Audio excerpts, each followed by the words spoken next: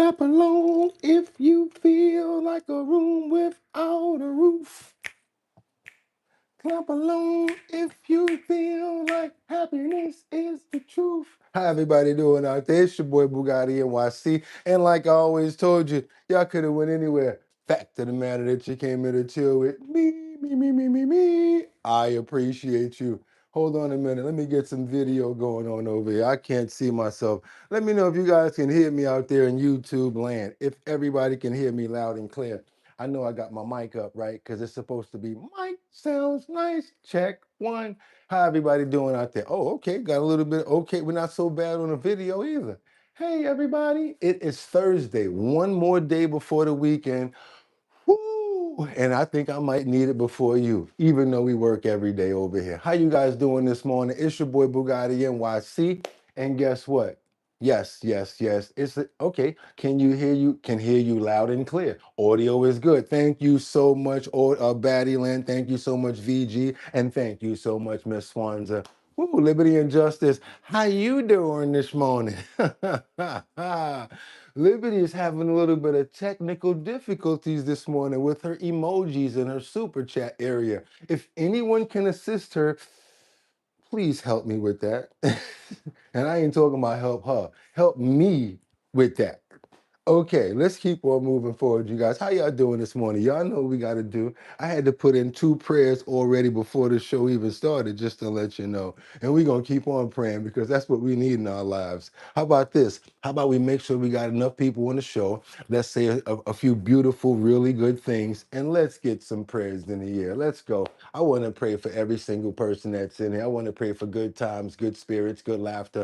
I want to pray for good health. And you know what? Almost a weekend. I also want to pray for you guys to have a good weekend. If it's your weekend off. If not, still want to pray for your good health and love and your family members. Who we praying for this morning? 420 John Patrick. Okay, also we got to pray for Teddy Marcel. Can't forget about Batty Lynn, Bust and Dustis, Christopher, Liberty and Justice, Batty Lynn, Mark Dorfman, Miss Swanza, also VG, Casey Ramos. Good morning, my brother. Also got to pray for me too. Can't forget about me. Also Winter Rising, Angels Among Us, or Jeffrey Spilker, 55 Coffee House, Lisa Roy, Luigi. Can't forget about Angels Among Us, Sam Champion. Can't forget about all of our new subscribers and all of our new family as well. Hope you guys are doing fantastic. Tony, that's right. Mark Dorfman as well. Always make sure that you're in there, brother. We always make sure we don't forget about you. Any last minute entries? Who else we got to get up in there? Come on. Trying to make sure that you guys are in here. But you know what? We're going to have to go now.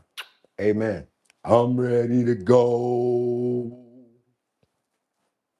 They're ready to go. I said it's time to start the show. I hope you're ready, yo. Yo, yo, yo, yo, yo.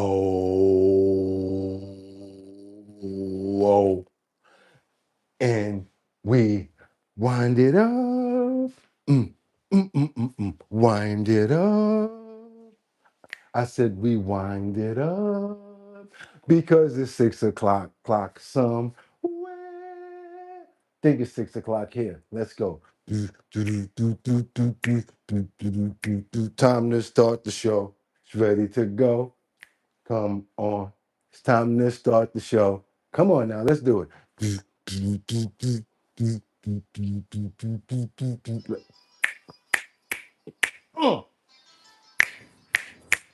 Okay. Olay. Don't play. That's right, y'all. Come on now. Come on with me. It's a ritual. We do it every morning. We kind of do it with the Tai Chi. I do it all the time. I open up those pores. I like to open up those pores. Uh, uh, I like to open up those. Uh, It's Thursday the 4th, y'all. That's right, all 2026.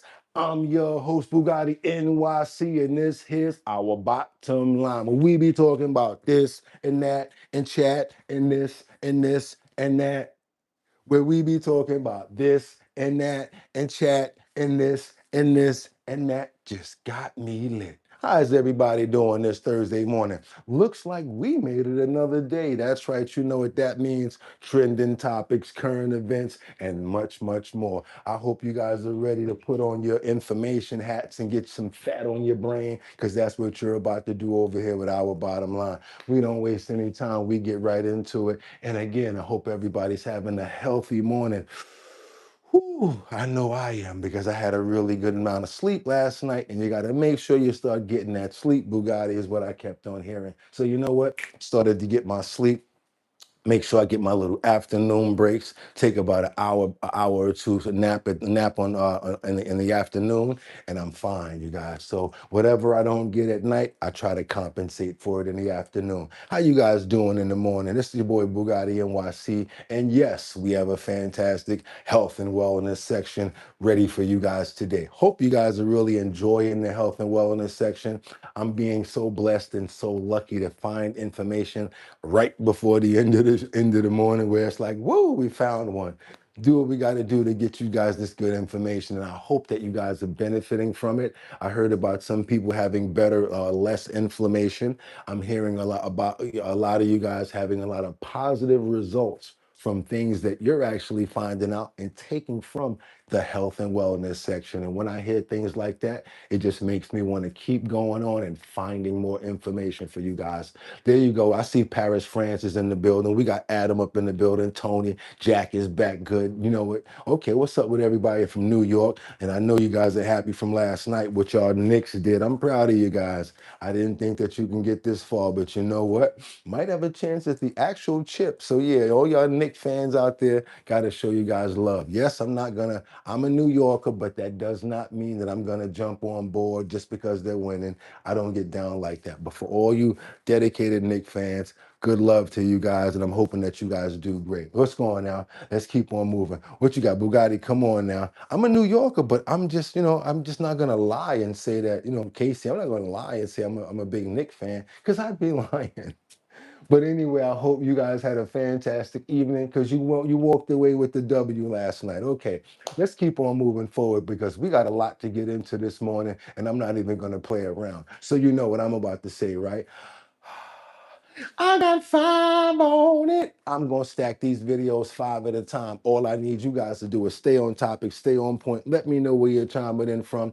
Also, let me see those flags. I love to see those flags. It lets me subliminally remember where I need to be going and looking for information. I saw an Australian flag the other day. Boom, found something. Saw something from Africa, Uganda, UK. That's right, we spread it out over here. What's up, Floyd? Good morning. What's going on over here? I see Demonetized up in here this morning. Is that Audrey? Okay, Liberty up in here too, Luigi. Oh, we got a stacked house up in here. So you know what else I'm gonna say, right? Besides having 5 up on it, make sure you guys stay on topic, stay on point. Let me know where you're chiming in from. Also, let's have a good dialogue. So that's why I always say, let's stay on topic and stay on point. So you know what else I'm gonna say right now, right?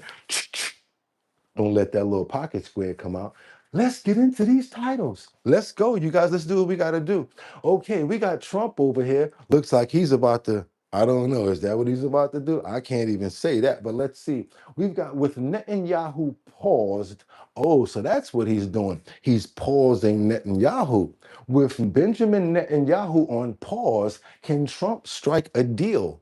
Might as well say it, with Iran. Can he finally strike a deal with Iran now that he's calmed down Mr. Boom Boom? Let's see what we find out about, because the only thing we're going to know is from moving forward. So yeah, we're going to figure out what happens in the videos as well as over the next few weeks. Let's keep on moving forward and double tap that screen, because now we're going to find out how much fraud is actually in Minnesota, and will Omar face justice. But to be honest with you, on top of that, will she be re-elected? Because she's saying that she's already been in office. She's a really good candidate for Minnesota. And guess what? Ilhan Omar, she's ready to run again, you guys. Do you think she needs to run again? Will you vote for her if you're from Minnesota? Let me know what you guys think. Let's keep on moving forward, you guys. Let's go. Last but not least, what do we have here? Why has Epstein Truth Commission issued 17 subpoenas at the inaugural meeting? No, that's another one that's wrong, but I got an even better one for when it comes down to that. We've got even more information when it comes down to Jeffrey Epstein, when it comes down to Pam Bondi.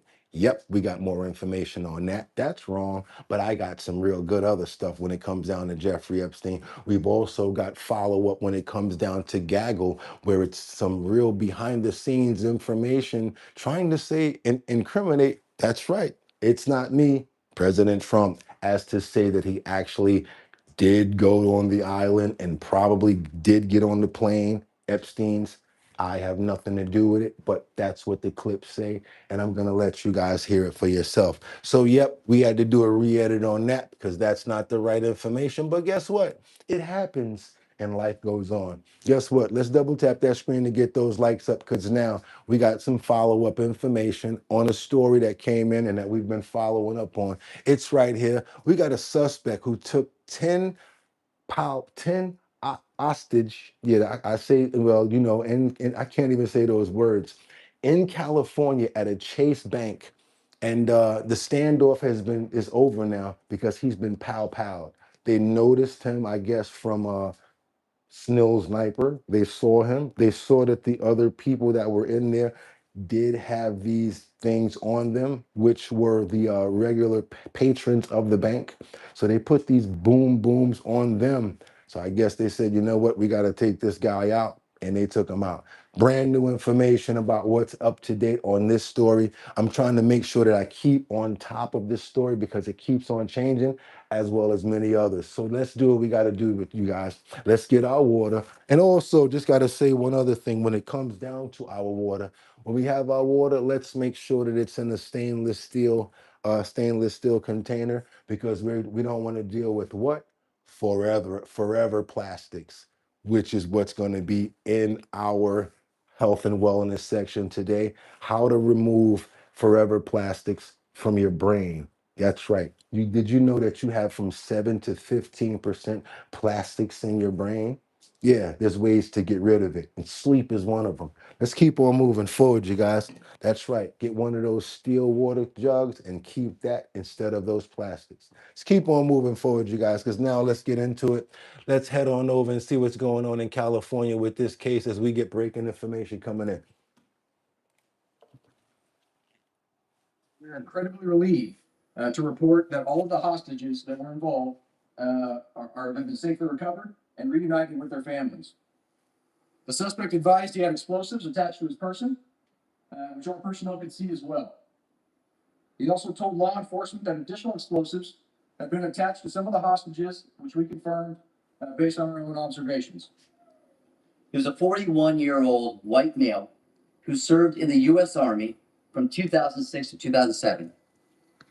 At approximately 4:30 a.m. this morning, that's when the hostage rescue team neutralized this subject. So yeah, they got him, you guys, and they didn't want to go into too much detail.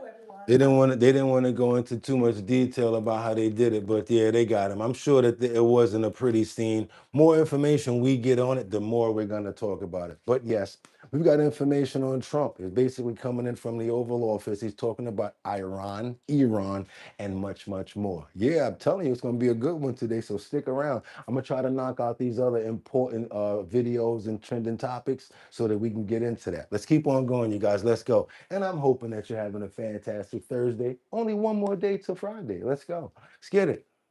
Okay. So, but the homo straight will open immediately upon signing. Now, that's subject to a couple of areas being cleaned out also of mines, which we don't think you're already. So it'll happen very quickly. We'll take the southern route anyway. But immediately upon signing, we open up the homo straight. Mr. President, clarifying what you said, excuse me, Mr. President, just to clarify on what you were asked earlier, is the $1.8 billion DOJ fund dead or is it on hold? It's, I'd have to ask the lawyers, I don't know. I know one thing, the weaponization, are you talking about the weaponization fund? Yeah, what's your The decision? weaponization fund, as far as I'm concerned, was a beautiful thing.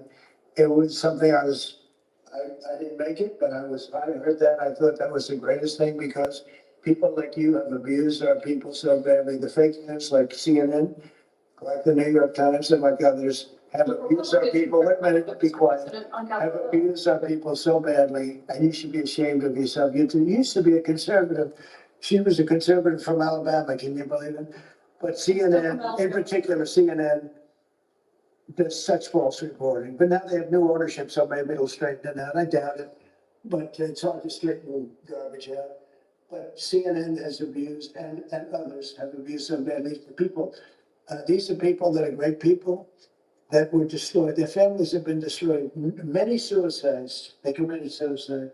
People that went there with love. They went there with love. You know, when I made that speech early in the day, What's up, Jack? tremendous crowd. I hate to say, because they'll say, "Oh, I was wrong on the number," but I believe it's the largest crowd I've ever spoken to by twice. The biggest crowd, I think, bigger than the inaugurations, bigger than anything. And there was so much love and friendship. It was the most amazing thing. People were crying. They were like, wait a minute, let me finish. And those people have been abused by you and by others, and by the politicians, by the Democrats. They're dumb people. They want to have open borders. They want to have transgender mutilization of your children. They want to have men playing in women's sports. They want to have high taxes. They turned down, they fought us on the tax bill, and they fought us because they want people to pay high taxes, because they're crazy. There's something wrong with them. There's something wrong with you. It's a shame. Yeah, go ahead, Mr. please. President, thank you so much. He said there's something wrong with them and there's something wrong with you. Woo! Okay, y'all, let's keep on moving, because he's facing pushback now when it comes down to tapping the House officials as an intel chief.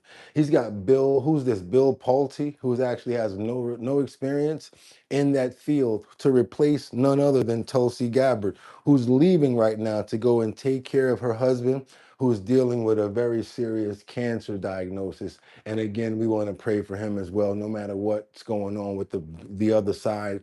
I'm sure that they wouldn't make anything up about that. So yes, praying for Tulsi Gabbard's husband, praying for the Gabbard family. And yes, let's get into this next clip, you guys. Let's go. This morning, President Trump is facing bipartisan backlash after elevating a fierce loyalist to the country's top intelligence position. Pulte, he's done a great job, that guy.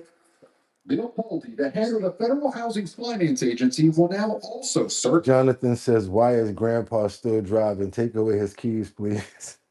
as acting director of national intelligence, overseeing the country's spy agencies, including the CIA. Even some Republicans are skeptical. See no evidence of any qualifications for that job. Any national security experience he has. Pulte will replace Tulsi Gabbard, who announced she's stepping down to care for her husband as he battles cancer. Thanks for the update, because Audrey says that he is going for surgery this morning. That's what you call a co-host. You see that right there? And that's why I pay attention. Boom, so I can slam dunk it. Didn't even know that information there, Audrey. Thank you so much. Thank you, guys. Keep going. Yeah, I'm He's watching. strong the president's praise while pushing unproven allegations of mortgage fraud against Trump's perceived political enemies, including California Senator Adam Schiff, Federal Reserve Board member Lisa Cook. What's up, and Aaron? New York Attorney General Letitia James, all of whom have denied any wrongdoing. Democrats are furious. It's absurd. Mr. Pulte has absolutely no intelligence background. He has no national security background. The president says Pulte has deep experience managing sensitive matters, including Fannie Mae and Freddie Mac as a top housing official. Just want to know really quick, since we're already in the thick of things, do you guys even care about it? And do you think that this is a good choice, since he has no background and no experience? If you think this is a bad choice, we're going to go the other way first. We're going to give it a thumbs down when it comes down to Pulte for taking over Tulsi Gabbard's job. We're going to say thumbs down if you don't think it's a good idea. If you think it's a good idea, let's go ahead and give that thumbs up. That's right, you guys. If you agree with the president's decision, even though this person has no experience, I would like for you to give me a thumbs up. If not, let's go ahead with those thumbs down. Whatever you say next to it, I'll also read that as well. Let's go. Let's get up to 100 likes today. Let's see if we can get those likes up. Oh, by the way, you guys yesterday made that 300. Phew, all your stuff is already in the mail, baby. So everybody that emailed me, and you did not make it to 12 people. So some people will be receiving a keychain as well as a decal. I told you what happens. I lay out 12 pieces. I see how many people send addresses. We got about 8 of them that came in. Hey, so that means 4 people got decals and keychains. That's right, you guys. We keep it funky over here. We don't play, we keep it funky over here. So if you sent your address yesterday in an email to me at bridgethisllc@gmail.com, boom, you already got some stuff coming out. You might get it sometimes this week or next week too. Let's keep on moving forward, you guys. What we got over here? Let's see. But so far, the Trump administration is sidestepping more specific questions about his experience. Bill Pulte is a terrific guy, very careful person. Meanwhile, a Republican revolt is prompting the Justice Department to scrap It's he. $1.8 billion It's he, Adam. wanted to compensate people he said were unfairly prosecuted by the Biden administration. We are not moving forward with the fund, period. But Acting Attorney General Todd Blanche says dropping the fund would not impact another part of I President. like what Winter Rising said. How come all of the other jobs say you had to have at least 3 to 5 years experience? He's only putting people in position that he can control, says Jonathan. Hi, okay. Well, yeah, what's up? What's up, Miss Keisha, Gunby, and Anthony? Thank you so much, Lisa Roy. And how you doing this morning? God bless you. Let's keep on moving forward. What's up, Adam Trebet? Didn't know that was your real name. You know how? I was like, wait a minute, I was writing that name down yesterday because I sent you your merch because you actually tapped in and I sent you your stuff. So guess what? I remember names like that, brother. Let's keep on moving forward. Now we got to get on over to Los Angeles to see what's going on over here because we got a little more coming in when it comes down to the front of what we got. We did this. Oh no, Spencer Pratt. What do you guys think? You think he got a chance? Spencer Pratt, as he lays out his plan to defend in the runoffs. I couldn't be more excited, is what he's saying. He's saying that he's got a trick up his sleeve when it comes down to going against you know who. Let's get it, you guys. Let's go. So thank you to everybody's emotions and the hope people put on me. Again, I'm going to prove to everybody this is for real, and I'm ready to run the city. Are you gonna debate Karen? Good morning, the storm. What do you want to tell her if she sees this? You know, I love debating her on NBC. I look forward to a couple more on NBC and Fox. We can do debates every Friday if she would like, because it's actually became my most favorite thing to do. So yes, as many debates as Mayor Vasper. Sad thing is, you're right about it, 420. He's not. And it's sad. That's a sad thing. He's not going to beat him. You know what? That's that Costanza effect. That's what I always say, bro. Every time I always say that. That's the Costanza effect. You know how George Costanza on Seinfeld, he always wanted something to happen and then the other thing happened. He's like, oh man, he's always like, that's why I always say that's the Costanza effect. That's what I use. Let's keep on going, y'all.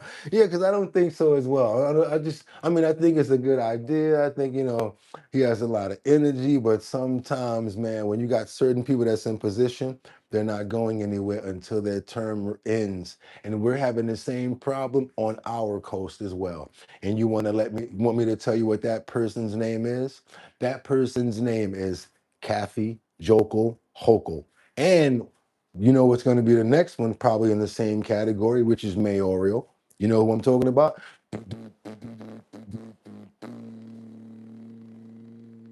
Mom Dummy, now he's a super cat, then he's a dumb dummy. Him as well, right? I get what you're saying. Let's keep on moving forward because I like to find videos of all sorts from many different areas. I saw a 60-minute piece on Scott Peely, who just got fired from CBS after a showdown with leadership. You guys hear anything about this? They're trying to make it look like, you know how they say he's retiring? But it's not exactly being retired. It's when you're being fired. I'm Scott Pelley. Those stories tonight on 60 Minutes. Breaking overnight, Scott Pelley fired from CBS News, just one day after a heated clash with 60 Minutes leadership. As one of America's landmark newscasts faces a very public crisis. 2 days ago, Pelley had clashed with the show's controversial new leader. That's what happens when you got a boss. Everyone has a boss. If you think about it, everyone has a boss. Somebody that cut you a check, you get it from somewhere. So you got to play by the rules, man. Technology journalist and documentary maker Nick Bilton. In a staff meeting, Pelly attacked Bilton's qualifications and blasted the news network's leadership, according to a source in the room and an audio recording obtained by NBC News. Now Bilton writing to Pelly in a scathing termination letter obtained by NBC News. Quote, "You hijacked my first meeting with staff to disparage me," saying it, quote, "demonstrated that you have no interest in contributing to the future success of the show." In a separate note to staffers, Bilton saying he made repeated attempts to speak with Pelly to no avail. It felt like Scott Pelley was tempting fate here. He knew that he was becoming a sort of leader of a resistance. Pelly, who spent nearly 4 decades at the network, responded with a blistering statement of his own overnight. Writing, "New management has instructed me to inject falsehoods and bias into a politically sensitive story. To date, in They gave Penley the boot. every case, I have managed to ignore these instructions or refuse them." Adding, "Incompetence and unprofessionalism in the new management have wreaked havoc." Look at Aaron. There's no business like show business, like no business I know. That's right. That's show business. When you don't get the call back, then you wonder, I remember one time I went for a part, right? I went for this part and I really thought that it was me. I thought it fit me and everything like that. I'm really into it, right? This is before I was really like getting into acting. I went for the part. I did everything I was supposed to do. And then I'm like, okay, at the end of it, I was like, so what? I'm gonna call you guys or whatever. And then it really set into me. I was like, oh, that's that part when it comes down to don't call us, we'll call you. Or you actually have to wait. Unless they're gonna tell you right there on the spot, like you got it. Like we love you that much, we're gonna tell you right now. 9 times out of 10, if they're still looking for people, they'll probably tell you to hang out. Or if you go home and you don't get that call, and it's like no noise on the other side of your phone, don't call them because that means that you didn't get it. And just bow out gracefully. That's all. That's how it goes. Let's keep on going, you guys. Let's go. Pelly has been critical of CBS News chief Barry Weiss, who recently fired the show's executive producer, along with 2 60 Minutes correspondents, Sharon Alfonsi and Cecilia Vega. In that fiery meeting on Monday, Pelly accused Weiss of, quote, "murdering 60 Minutes. Turmoil has been brewing since David Ellison took over CBS News' parent company, Paramount, last year. Ellison looking to expand his empire with a major merger, currently awaiting regulatory approval from the Trump administration. Pelly now saying the new owner is making changes, quote, "apparently to curry a moment of favor with the Trump administration." Oh, do you guys think that there's any smoke over there? You think that got to do with anything? Do you think that has to do with anything possibly? If you do, let me know in the comments. If not, let me know as well. Also, go ahead and double tap that screen to get those likes up. It gets many more people over here. And if you have not subscribed, subscribe.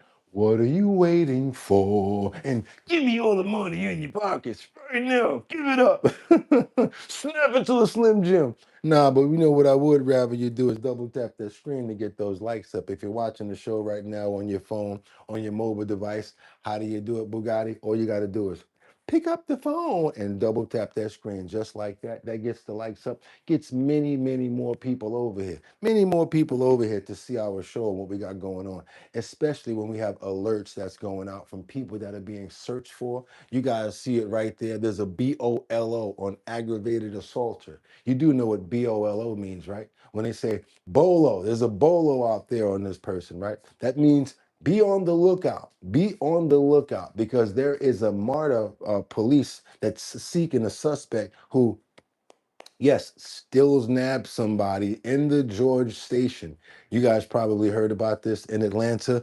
Let's go ahead and get this screen open. For some reason, they don't play these videos that long, so we got to pay attention as much as we can when we get videos like this and share information like this, because you don't want to come in contact with this guy, especially if he's out there still nabbing people. You know what I'm saying? Elderly people, children, please beware when you're riding a MARTA. Meanwhile, Marta police are asking for help finding a man wanted in a separate stabbing, this one happening at the Georgia State Station. Police released photos of the suspect, a man last seen in a black shirt, black pants, a black hat, and tan sneakers. Investigators warn he should be considered armed and dangerous. Officers say the victim was stabbed several times on May 24th. but survived. Meanwhile, And stories like that you don't hear about until somebody actually expires. But we're not trying to be the next one that expires. So what we're going to do, all of my Atlanteans, ATLians, all my people out in Georgia, everybody that ride that martyr, you guys got to be on point and keep your head on the swivel out there. We got to do the same thing in New York, praying for everybody out in Atlanta that rides the martyr. Want to make sure all of the children that go to school by themselves are safe. Want to make sure all of the family members, elderly people going to work. All of the people out there in Atlanta, you guys are riding around safe. And please, let's get 100% recovery on this person who got, who had this stills nabbing happen to them. And please bring these people to justice that hurt people like this. Amen. That's right. Amen. Let's keep on moving forward, you guys, because now we got to get on over to New York. And if I can make it there, I'll make it. Bum, bum. Anywhere, it's up to you. New York, New York. Let's go, you guys. We got to get into it. Oh my God, here he goes. It's about time to bring this back up. Do you think that it'll ever go to court, though? Because there was a hearing on none other than Luigi Mangione on the Erder case. They returned to court to see some procedures of what's going to happen and where they're going again with this. How long has this one has been? Probably almost the same amount of length, if not more, than the Tyler Robinson trial. Let's see what's going on with this investigation here. The case against United Healthcare CEO murder suspect is back in court today. He's pleaded not guilty to shooting and killing CEO Brian Thompson in Midtown Manhattan. The judge ruled last month some evidence must be suppressed in the trial, while evidence like the alleged murder weapon will be allowed. That's going to be a really hard when a judge said that some of the evidence is going to be allowed. Some of the evidence has been thrown out, but the Erder weapon is not going to be thrown out. So that's a really hard case for him to win now, because honestly, once they have that Erder weapon, that's really hard to defend. Now, if they put you in a certain place, no matter what, you're going to get the time for having it. New York, normally you get like a minimum of 3 years just for having one. So he's going to get some type of time no matter what. And now attorneys are headed back to court for a sealed hearing. ABC News legal analyst Brian Buckmeyer has more on that. Hi, Brian. What can we expect in court today? And this is a sealed hearing that we are expecting not even from Luigi Mangione to show up. Let me set the stage, so to speak, in this situation. The last we heard from this case in the state case against Luigi. What's your name? Rochelle. Happy birthday, Rochelle. Happy birthday. It's her birthday. We gonna party like it's her birthday. We gonna sip big drip like it's your birthday. And we don't really care because it's your birthday, Rochelle. Happy birthday to you. And I know it's your weekend. You about to turn up on this weekend. Just be safe and have many, many more. Let's go. Yes, they do have him on camera, the whole video. Is that the judge decided what to suppress and what not to suppress. Typically, after that decision is held and there's another court date, especially where we know there's a tentative trial date, that being the day after Labor Day in September of this year, this is about housekeeping. This is about, okay, both sides know what's going to happen. Does someone want to appeal a decision? Does someone want to make an argument as to what moves forward and going next? What kind of discussions do they need to have in terms of jury selection? We know that there is probably going to be kind of like a questionnaire that gets sent out to people in Manhattan to see what they think. So a lot of the logistics as we start to move towards a trial is going to happen in about 3 months. Brian, we could find out if the defense is going to appeal that decision on what evidence to allow and what to suppress. What are you watching for there? So this is how it works in New York. Typically speaking, if a suppression hearing happens, a suppression hearing being a judge makes a determination that some evidence was illegally obtained and some evidence was not, and therefore can go in front of a jury. Typically, there are issues as to whether or not the judge got that part of the case wrong. It happens after the trial. So the judge says, you know what, we're going to allow for the red notebook or for the gun to be presented in front of the jury. The defense says, you know, I think he got that wrong, but we'll settle that after the trial. But there's just one kind of caveat. If the defense can show that the information that is going to be presented to the jury is dispositive, it makes a determination as to whether or not someone is guilty or innocent. Think of a gun case, and a gun is coming in, but the defense says that it's improperly coming in. Then you can have an appeal. I'm looking to see if whether or not there's an argument as to whether or not the red notebook and the gun are dispositive to the case as to Luigi Mangioni's guilt or innocence, and whether or not there's going to be an argument or an allowance for an appeal in between now and September. Because if there is an appeal, I would expect that this case gets pushed back even further than September. But I also can see the judge saying, you know what, figure that out after the trial. September is going to be the start date for this trial. That's what I'm looking to see happens as we have this sealed hearing and we hear about what happens after the fact. Okay, we got two options right there. Thanks for letting us know those options and get another suit, please. You've been rocking that suit for a long time. He been rocking that burgundy suit since I got my burgundy suit. And I'm tired of seeing it, brother. With the black shirt, with the white shirt, come on, brother. Go over there, talk this fashion department and be like, yeah, every day, talk to them, brother. Call up some companies. You're on national television. I gotta buy mine. Change that damn suit already, man. I'm not lying, you guys. Go back and look. That burgundy suit been doing the running man ever since he caught it. That suit tie. You take that. My mother used to say stuff like, boy, you take them damn pants off right about now, they're gonna stand up in the corner by themselves. Let's keep on moving. Oh, I'm gonna call it out. I'm Diana's son. I'm gonna call it out. Exactly. I don't forget because I remember. I bet, oh, he got a cool burgundy suit. Let me go buy one, bro. That was like a year and a half ago, and I don't see you in no other colors. And then you got the other dude with the Ronald McDonald suit. Now you know he wrong. Talking about, do you believe in magic? And I hope you do. You always have a newscaster wearing a big yellow suit. What the hell was he having on the other day? Y'all know what I'm talking about. Let's keep on moving forward. I'm not one to talk too much, but come on now. Y'all already know how Bugatti get in there. Even if I gotta cut my tie to make it look like I got a pocket square in there, because that ain't a pocket square. I just know what I gotta do. It's the other side of this tie, and it's cut inside of here. I don't lie. That's one thing that Bugatti don't do. But don't it look like it's all together? If I snatch this out right now, I'm gonna mess up the whole outfit. But I'll tell you guys the truth. Let's keep on moving forward over to Illinois. Charges that has been filed against a Troy family because I think they got a. You ever hear about Katie Kaboom? This is the brother, Tony Kaboom. I don't know what he was thinking about and how the HELL hockey sticks are you going to be okay with knowing that your son is in the next room creating boom booms and it wipes out like the people in the next house. You guys probably heard about this crazy story. It's much more intense than what I told you about this tie square. Check this out. This is crazy. Are now charged in the deadly house explosion that killed 3 people just outside of Troy, Illinois. A 22-year-old man accused of making explosives inside the home faces multiple felonies. His parents were also charged. It happened Easter night on Thank you, Shayla. Road in Madison County. Megan Kernan is in studio after speaking with one victim's family. Megan. Mike, today, the man prosecutors say caused that deadly explosion appeared in court for the first time. Court records say Colton Sissel's parents knew he was making explosives at home. Tonight, the father of one of the victims. How are you okay with that? Did you hear? Nah, y'all didn't hear what she just said about the parents. Y'all didn't hear what she said. I want to make sure you hear that. Time. Court records say Colton Sissel's parents knew he was making explosives at home. Tonight, the father of one of the victims tells me the charges are bringing back the pain of losing his son. It's fireworks. Nearly 2 months after a deadly house explosion near Troy, 3 family members now face criminal charges. 22-year-old Colton Sissel was charged with 6 felonies, including involuntary manslaughter.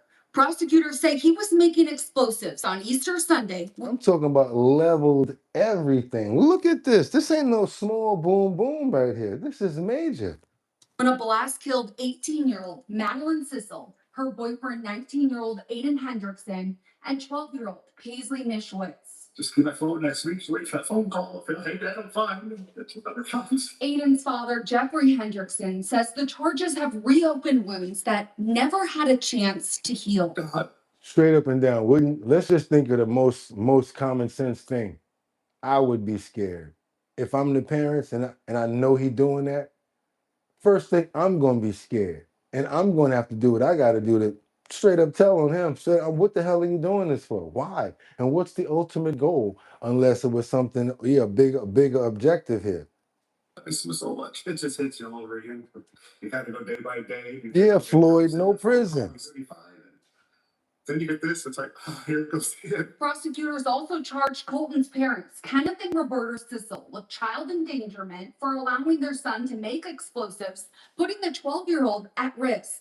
Court records say the parents told investigators their son made bombs using tannerite for a fireworks making club. I think they kind of got off easy. Investigators say they found large amounts of explosive materials in the garage, a backyard shed, and a car on the property. Police say the parents were arrested, processed, and released because the charge they face is not detainable under Illinois law. What happened? They're just going to go in and get fingerprinted and processed and have a nice day and go home? How? Jeffrey says his son's dream of serving in law enforcement was cut short. He wanted to do SWAT or ATF eventually once he got done with school. It was all about law enforcement and community service. Court records say Sissel admitted to using a lake. Exactly, angels among us. Did you hear that nonsense? I love the fact that you be catching stuff like this. A fireworks making club? What the hell are you talking about? That don't even make sense. I've never heard of nothing like that. Never. Laser cutter near the area where explosives were stored. He's being held at the Madison County Jail ahead of his detention hearing tomorrow. Sissel could face up to 30 years behind bars. Yeah, we see how they use fireworks in Paris. You talking about them Roman candles that they be aiming at the police, Jesse? Yeah, Well, his you can parents say face that. probation or up to 10 years in prison. Three families. You talking about them Roman candles that we was watching that they was aiming at them Paris police officers. I know what you're talking about. We saw that yesterday. Now we got to get into this other situation here. I want to pray for the family that lost their family member, because that was terrible tragedy right there, you guys. And I just want to say, there's probably going to be a lot of shock and scare and fear for people and remorse. Then we got people in the comments that say stuff like, that's why I don't like having close neighbors like that, because you never know what's going to happen. Once they do something, look what happens to your house or something. Or do something stupid in their house, now your house is a victim of it. So I don't blame you guys for not liking to have close neighbors and wanting to live far away, have a secluded area. I don't blame you, especially for stuff like that. Want to pray for the victims. Hopefully everybody who was hurt is getting 100% recovery in Jesus' name, in the Lord's name. Father God, amen. That's right. That's amen. Because I'm hoping that they get a full recovery out of this. This is crazy. I don't know what's going on over there. This is that other case that we followed up on yesterday. You guys had a lot of mixed emotions on this case. I had no idea that there was a weapon involved. I had no idea that, he went into the store with no money. Yes, we're talking about the case from Texas, because we got this Rick Chow case that they decided on yesterday, where Rick Chow, the store owner, was found not guilty.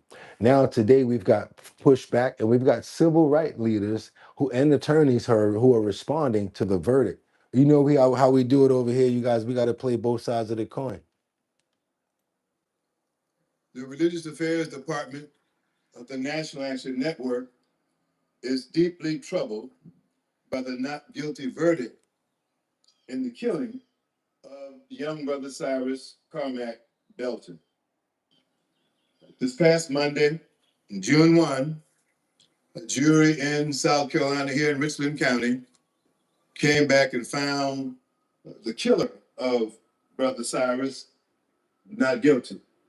While we respect the roles of juries in our justice system, respect for the process does not require us to be silent in the face of these troubling questions. The verdict leaves many people throughout America and South Carolina asking whether justice is truly blind. What do you guys think about this? Or whether race continues to influence how lives are valued in America. And now claims of fear, danger, and self-defense are interpreted often to justify the execution of Black people. At the heart of this case is a question that cannot be ignored. If the races were reversed, if the shooter and his son had been Black and the teenager white, would the outcome have been the same? If you've been in America for a while, You can answer for yourself. The question is not an attack on the jurors. It is a challenge to all of us to set an example, to examine the unequal assumptions that have too often shaped America. Someone says that's not the full story. Says Winter, there's a lot more to it, and there just should have been charged. Also, the young man had a pow is what Audrey says. Oh, do you mean every day in Chicago?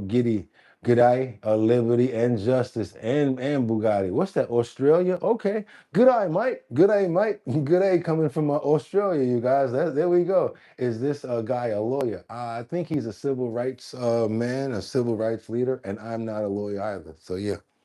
American criminal justice systems work. History teaches us that Black people have been frequently viewed as threats, even when they were unarmed, feared when they were innocent, and judged differently than others in similar circumstances. The death of Cyrus Belton demands that we ask another painful question. Did his life matter less because of the color of his skin? Want you guys to give me your ideas of what you feel about this story. I see it really gets everybody talking, and that's why we do what we do over here. I want you guys to make sure that's what you got to understand. That's why we do this show. We want you talking and engaging. How do you guys feel about that? Do you feel that the store owner went too far in the way that he went about the situation? Or do you feel on the other side that this child that you guys are saying that came inside of the store with a backpack and a weapon inside of his backpack, and you also said that he had no money? What do you guys think about that? Don't think that it was a race thing. Not. Okay, good day, Kalesiv. When the young man ran out of the store's owner ran after him. When the owner got there, he was holding his son at G point. So yes, he told him to put the G down. Okay. Let's go. Who's going to be number 100, says Liberty and Justice. Also, you guys, we're having a little bit of a situation here. Anybody having a problem with emojis? Because Liberty is having a problem putting up super chat emojis. Have you guys experienced any issues with your super chat? Like if you want to put some emojis up or something like that? I think that's what she's trying to say, because for some reason their super chats are not working when it comes down to their emojis. You know, Liberty likes to put the different emojis in and things like that. Casey likes to do the same thing. You guys got any updates on any information or something like that? Maybe you guys, Liberty and Justice, give them a little bit of what's going on here. You don't believe the hype when I tell you, but you should believe the hype. This chat knows a lot more than we know, than we think they do. Somebody will pop in and be like, oh, all you got to do is this. I'm telling you, they know a lot. So if you guys know anything that can help them out, we really would appreciate it over here. You guys tell them the symptoms and maybe the chat can figure it out. Let's go. Let's keep on moving forward, you guys, because now we got a situation that I want to save you guys from, that you guys need to pay attention to. If you're rolling up to go buy some gasoline, there is now a low-tech scheme that they got going on, and I want you guys to watch out for it. So normally going down in like Chicago, places like North Lake, where people and police are revisiting and giving you guys a warning about a gas pump scam. Anybody know about the screw inside the gas pump? Check this out, you guys. Let's go. Let's see what's going on with this. Now at 4:30, a suburban police department wants drivers to use extra caution when filling up their cars at gas stations. Yeah, North Lake Police have one confirmed report of a gas pump. Thanks, Casey. Triggered an overcharge for a customer. And we told you a little bit about this yesterday, but Chama Bridgethisllc is going detail here. So just so you know, when I woke up this morning, my phone said, your iOS has been updated. Overnight, things happen to us. It happens all the time. I'm telling you. You guys would never believe it. They call themselves updating, and it just throws us off a whack. We'll get it right, and thank you guys for finding out. That's why I said we as a family going to figure these things out, and that's why I love when we come together. Explaining what you need to know to make sure this does not happen to you. With gas prices higher than they have been in more than 4 years, reports of a potential scam at the pumps caught the attention of North Lake Police. It happened here at this station, only steps from the city's welcome sign. Yesterday, we had a situation at our Sam's Club in town where there was a screw that was forced into, or looked like it was forced into the nozzle. So they put the screw in there. So once you put your money in, it keeps on going. It keeps on running, keeps on going, even after you put the nozzle back. So the next person could just keep getting gas. Like, but how do you not see it if it's not stopping? I don't get that part. That's crazy. Which kept the transaction going, and it was reported to us. So the department posted this notice on Facebook, warning residents of the potential scam and how to spot it. Look for a screw inside the receptacle where the pump handle is stopped. A screw that could prevent the transaction from completing and could allow someone else to pump gas while the previous user is still being charged. So look at where they putting the screw at, you guys. Check this out. The pump, the screw is right there by the nozzle, where they take the nozzle out. And it keeps the pump to head down. Check that out. That could prevent the transaction from completing and could allow someone else to pump gas while the previous user is still being charged. Similar scams have been reported around the country. This is from the NBC affiliate in Philadelphia, Pennsylvania. 800 to fuel. Damn. But not long after the North Lake Post went up, the department started receiving complaints that it may not be accurate. So we reached out to B&K Equipment in Lansing, one of the largest fueling equipment companies in Chicago, and asked them if such a scam was possible. Their simple answer was no. It is unlikely this group would have had any impact on the transaction, a spokesperson said. He said the presence was likely due to a pool repair job. Late this afternoon. Nope. Trying to say that it was a poor repair job instead of it being something that was like somebody was scheming on doing. You know, there's people running up on them pumps with a drill, pushing them things back and drilling them screws in there. Stop lying. Like issued a revised statement saying both versions were correct. Either way, there are things North Lake Police say you can do to protect yourself in any transaction. First of all, it's not the first time I saw this. You hear the click when it goes into the receptacle. Second, print your receipt. That way you know when that transaction is over and how much you're paying. And finally, if someone comes up to you and asks to help you put that nozzle away, politely turn them down. Yeah, I'll put the nozzle away for you, or I'll pump your gas for you because they already got it rigged up. To North Lake Police, be careful at the pump, and unless they work for the gas station, don't let anyone else handle your pump. In North Lake, Charlie Wojciechowski, NBC. And another thing that's crazy about this, I saw an incident yesterday where a guy thought it was the guy one guy was blaming the store owner, the gas store owner. Like, I know it's you got something to do with this. And he was like, no. And then he got the drill and took the screw out. And he was like, yeah, now go do that one right there because there's a screw in that one too. And he went and took the screw out of there. I don't know if you guys saw that video. Be careful, you guys. Be out there. They're trying to get us all kinds of ways. If you saw that video. Let's keep it. Don't let nobody handle your pump. Morning Live, you guys. How you doing over there? Who's that? Who's that? Darnell? What's popping, Darnell Green? Who's that? Jesse's? You guys ready to go? We got to keep on moving. What's up, Floyd? JK Juicy Juice? Let's double tap that screen and get those likes up to get more people over here if you have not already done so. As you on your way in, if you have not subscribed, what are you waiting for? We got to keep on moving, you guys. Let's go. Let's keep on moving forward because now we got to get on over to Washington. We're just in. We got some information coming in. This is that information I was telling you guys about Jeffrey Epstein, where some unredacted files, well, some redacted files were unredacted. I want to know what you guys think about this right here. We're going to play a pretty nice piece of this right here real quick because this is breaking news where Dean reads Virginia Giuffre's book to Todd Blanche's face during a fiery confrontation. And this is of course on Forbes. So just to let you guys know, it's about a 6 minute interview. We're not going to play all of it. We're going to play as much as we possibly can because we're trying to get you guys as much as you can get when it comes down to the Epstein file follow-ups. We know that they're giving it to us in dribs and drabs, but over here at Our Bottom Line, we're trying to show respect to the victims by keeping the ball in the air. So let's go. Let's keep on moving forward and see what we got here. Thank you, Chairman Rogers. Thank you to our ranking members. Welcome, Acting Attorney General.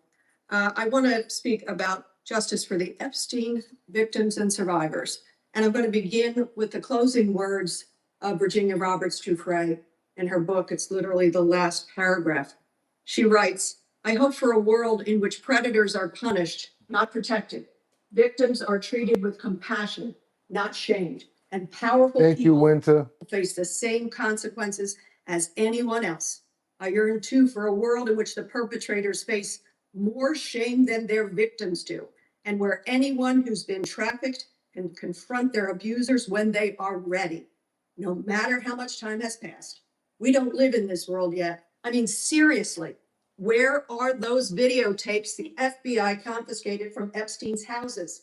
And why haven't they led to prosecution of any more abusers? That's from Virginia. It was printed, as you know, posthumously after her death. Mr. Blanche, you and I had a chance a couple of weeks ago at the Department of Justice to speak about these cases. We discussed three things in connection with this monstrous decades-long crime spree. Number one, your failure to fully redact survivor information. Number two, your failure to follow the law and release the remaining files. And number three, your refusal to prosecute anybody That's about else. right, that one song. Mr. Blanche, let's continue that inane conversation, but this time it's public. This time, and more importantly, it's under oath. You're speaking to Congress. Uh-oh. So let's get into it. When will you comply with the law and release all of the files? As I said to you when we spoke before, we have complied with the law. We have. There are 3 million more documents, and you know what you said to me? They're all duplicative, and they include another guy named Epstein. No, I didn't. Nobody's buying. That's Did what you not said. say that. That's what you said. So look. Reclaiming my Can I time. answer? Can I ask the question? I just gave you the answer you gave me. No, actually, it's my time, Mr. Chairman. I think those are the rules of this committee. I told him the answer he gave me, and now in public, he's trying to say something else. Please stop the clock. Can I get that time back? May I have 20 seconds back, Mr. Chairman? Thank you. What do y'all think about this? Mr. Blanche. Do you want me to answer the question? Mr. Blanche, as you know, I visited DOJ 3 times for as much as 10 hours, and I'll be going back. Does the Epstein File Transparency Act say that the files should be available to members of Congress with a minder at DOJ, where you're in a secure room, you can't write on any of the binders, you can take your own notes? Is that what the Transparency Act says? It doesn't require we allow you to come to DOJ at all. We did that on our own. What does it say in terms of transparency? It says that they should be made publicly available. And they Am were. I- They Am were. I correct? And they Publicly were. available. And they were. Oh, let's talk about that. Okay. Time of the gentlelady has expired. I beg your pardon. The time of the gentle lady has expired. And I'd actually like to get 20 seconds back. How do I get cut off 2 minutes into this? Time of the gentlelady has expired. I beg your pardon, Mr. Chairman. What rules are we operating under? Because he's under a little bit of heat for not prosecuting anyone in these monstrous crimes? I've been in the room. I have been there. This is what I had to do, to transcribe, to show what is true. What is true is that the president has lied about being on Epstein's plane, and the unredacted files prove that. There's a lot in here. I'm shocked at this. There's also this set of files in the file. This is investigation into the potential co-conspirators of Jeffrey Epstein. I almost used up all the blank ink in the hallway because it's all covered up. It's all covered up. The American people are not stupid. They know that when members of Congress have to go in and actually unredact to try to find the truth for these victims, something is corrupt. Something is corrosive. You were paid $10 million to represent the president. Let's keep on going, you guys. And that is a couple more minutes left. What's that? The breaking news for Dean reading Virginia Giuffre's book to Blanche's face during a fiery confrontation. You know how I like to get into those debates like that. I like that back and forth. Thank you so much, Jordan Dowdy, for the $10 super chat. Place feels like home. And I know because it is your home. You're supposed to be here. Thank you so much. And we appreciate you too. Everybody, do what Jordan did. Also, you know what you really need to be doing? Let's double tap that screen, get those likes up. It gets many more people over here to see the show, what we're about, and what we got going on, you guys. That's right. Let's keep on moving forward. What we got over here? We got a little bit more of Jeffrey Epstein. And you remember when New Mexico said that they tried to bring up their case, a separate case from Jeffrey Epstein, which had to do with nothing other than Zorro Ranch. And what did the government say? The DOJ say back then? Stop your case. We've got something else going on. So they did. But guess what? Since then, they brought their case back. So New Mexico has basically went back to Zorro Ranch, and they're starting to keep on going back and forth with the Truth Commission, who they actually brought together. They've issued 14 subpoenas and check this out. Let's keep on going, you guys. I guess I was right about that. Let's go. Let's go. State lawmakers in New Mexico just wrapped up their first meeting in the probe of Zorro Ranch, a property Jeffrey Epstein used to own. The Epstein Guess I was right about that. is aiming to get more answers about Zorro Ranch, the massive mansion that once belonged to the late convicted sex offender. Scripps News senior national correspondent Alex Miller listened into that hearing. Alex, what did you hear today? What's up, Floyd? Well, Andrew, this was really the first official meeting. It Vivid. lasted less than an hour, but it was an opportunity for the commission to lay out its plans. It's a 4-person commission, 2 Democrats and 2 Republicans in that state legislature, and they've got some pretty specific deadlines that they need to meet. And so today was an opportunity for them to list out their goals, which are to make sure that they turn over every stone to figure out exactly why there wasn't a proper investigation done into Zorro Ranch, why people were allowed to come and go and allegedly commit the crimes that we've heard from so many survivors seen in these documents.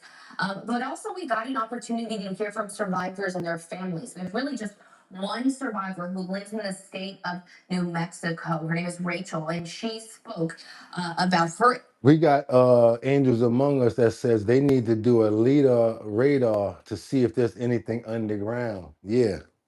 Experiences, and we also heard from Virginia Roberts Giuffre, the late survivor. We heard from her brother and sister-in-law, and they talked about the fact that so many of the times that Virginia says she was abused happened at Zorro Ranch. Is it a LIDAR, like radar? Essentially, she paid the price for systems who for so long did not believe survivors. Her brother speaking very eloquently. He's emotional every time, actually both of them are, every time they talk about her experiences. Listen to what he said.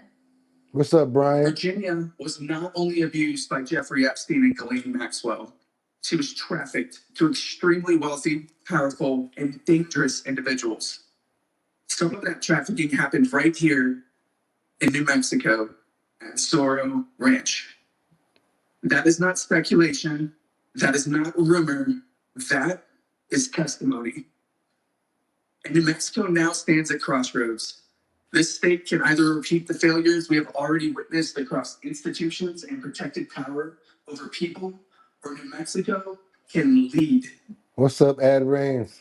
And Andrew, we know that several investigations happened in both Florida and in New York. They did not happen in New Mexico. And this is something that Sky and Amanda Roberts touched on as they spoke, saying that they are hopeful here in this scenario that there is a meaningful separation between state and federal government. They said when a survivor feels as though the federal government has wronged them, that the state government can step in and conduct its own investigation, which is what we're seeing here. So they essentially were saying that they're hopeful that something will come from this.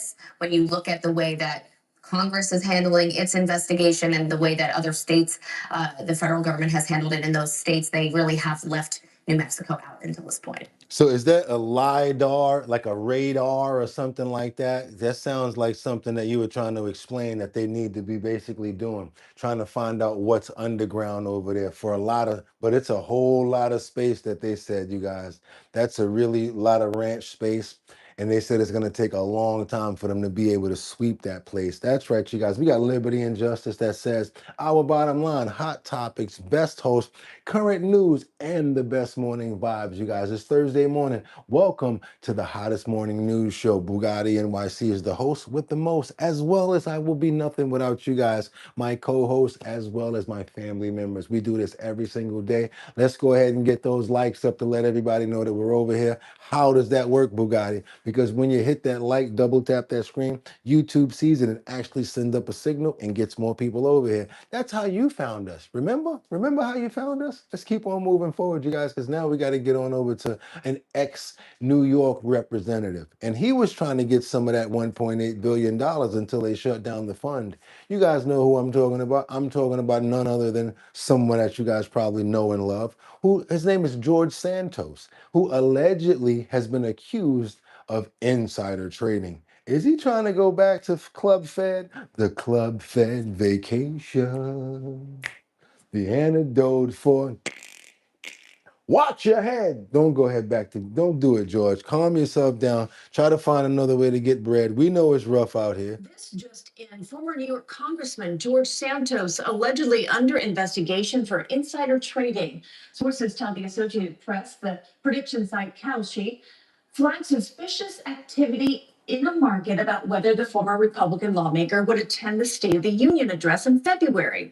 Now, traders placed millions of dollars in bets after Santos said he would attend, but So check this out. They got different places where you can bet on all types of things. Will this person show up? Will they get there on time? What will they wear? So he was, check this out. he never showed. Kalshi reportedly determined the account belonged to Santos. CBS News did reach out. Thank you, Brian. He said, quote, "It's news to me and my legal team." This just So basically, he bet against himself and walked away with the dough. So he's under investigation now, you guys. He's under investigation. It seems like some people just can't get right. Remember Life, you guys? Remember Can't Get Right? Y'all know who I'm talking about. Bokeem Woodbine. He played Can't Get Right. And some people out here just can't get right. Temperatures like 100 degrees. Back to the lovely. Remember that? How did I get life? Life. That's one of my favorite movies right there, you guys. Eddie Murphy and Martin Lawrence. Life. That was one of my favorite movies right there. Let's keep on moving forward because thinking in song and thinking in beautiful music and thinking that way. Also thinking of Beauty and the Beast, Lion King. When you feel the love tonight, Hakuna Matata, Beauty and the Beast. You guys think of all of these beautiful songs and you've probably heard them before. And they come from our fantastic singers and our good artists. And sad to say we lost one of them a few days ago, actually 2 days ago. The beautiful voice of none other than Peabo Bryson. I want to share with you guys a moment here with him and his family. He was 75 years old when he moved on.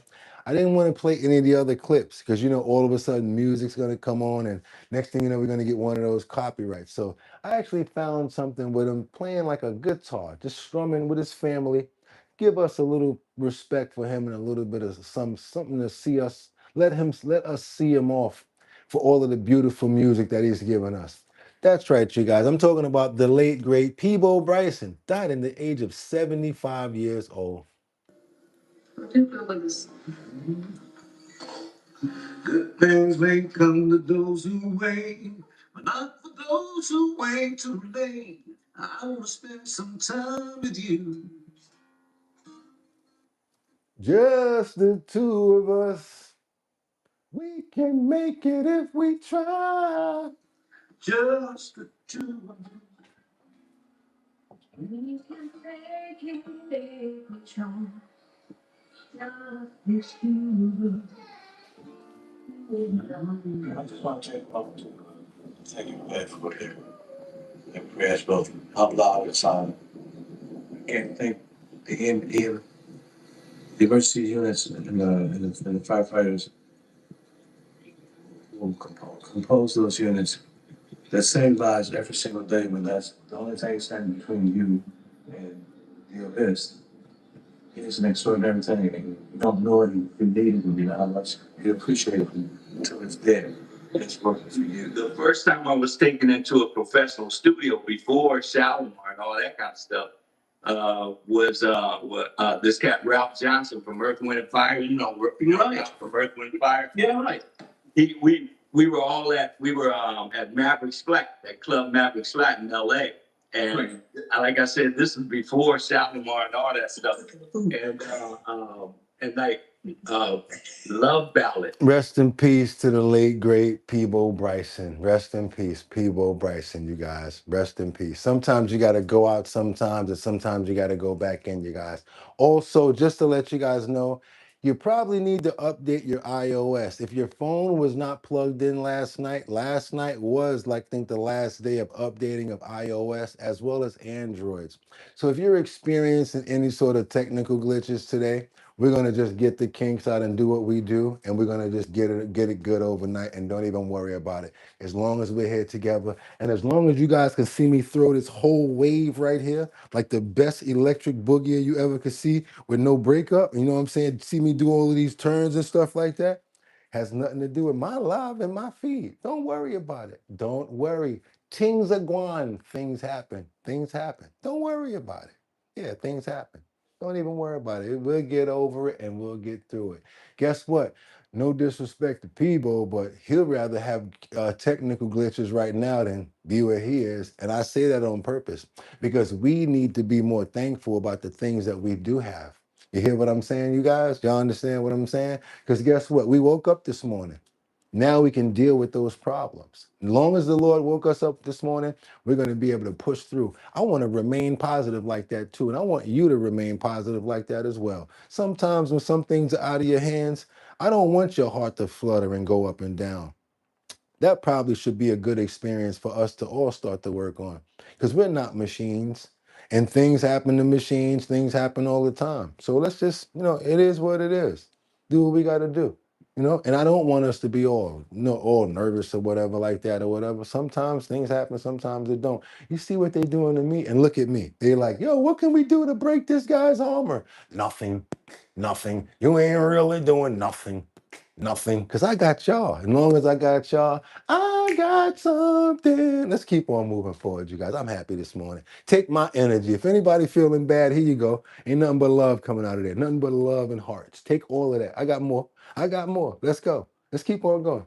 We're going over to Minneapolis because now we're excited to continue representing. Who's that? Minnesota. I told you guys about one of your favorite people out here, somebody that you know and love and that you guys can't wait to see if she's going to run again. None other than Ilhan Omar. If she runs again in Minnesota, all my Minnesotans, everybody from womp, womp, womp, womp, womp, womp, womp, womp, womp. Everybody from out there, are you guys going to vote for her again? Let me know what you think. Do you think that she deserves another shot at it?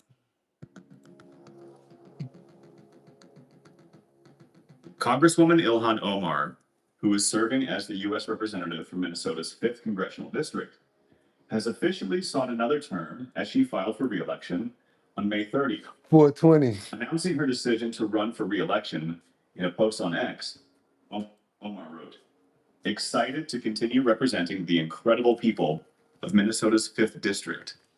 And you know what bothers me about certain people? It's like when you don't come face to face with the real issues at hand. I'm so tired of people like surface working and not getting right to the point. That's why I'm the way that I am.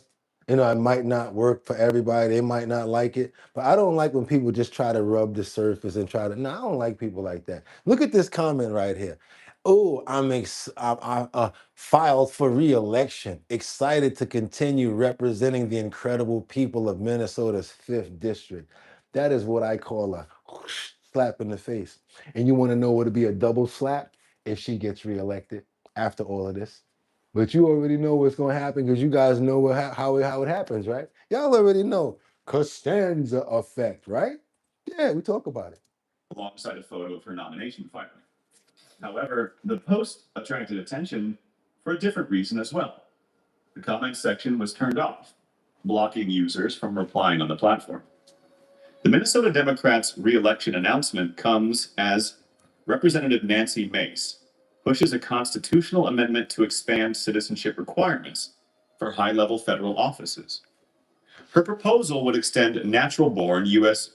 citizen eligibility rules beyond the presidency to include members of Congress, federal judges, and Senate-confirmed officials. I have a question for you guys since she brought it up. I want to know, do you guys think that they should extend this policy? This policy being Only American citizens can be presidents and vice presidents.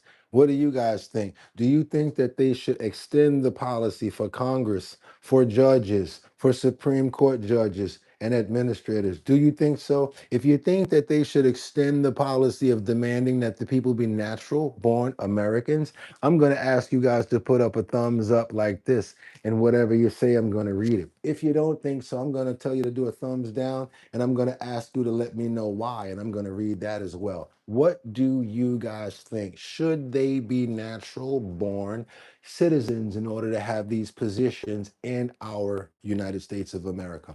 We've got a whole damn lot of thumbs up over here. I don't even got to do numbers. Wow. The crooks are going to do voters purge. Only thing that they got is cheat tactics. Says awesome. All I see is thumbs up. All I see is thumbs up. This is crazy. And whoever can't do thumbs up is just typed it. Look at Brandon wrote thumbs up. Okay, we have seen what split loyalties have gotten us. There you go. Yeah, and no matter what, you know who you're going to stand for if you're really about the United States of America, Casey. You're not going to flip and go nowhere else and stand against our flag and our people. I got you. Let's keep on going, you guys. Let's see what's going on with this. On May 29th, intensifying her push for the bill, Mace wrote on X, "Foreign-born members sitting in our government have made clear time. And again, their loyalty is not here." She also shared a photo of Ilhan Omar's face with the words, "Loyalty to America only," written above it. However, when confronted about Nancy Mace's proposal, Omar just casually replied, "Good luck to her."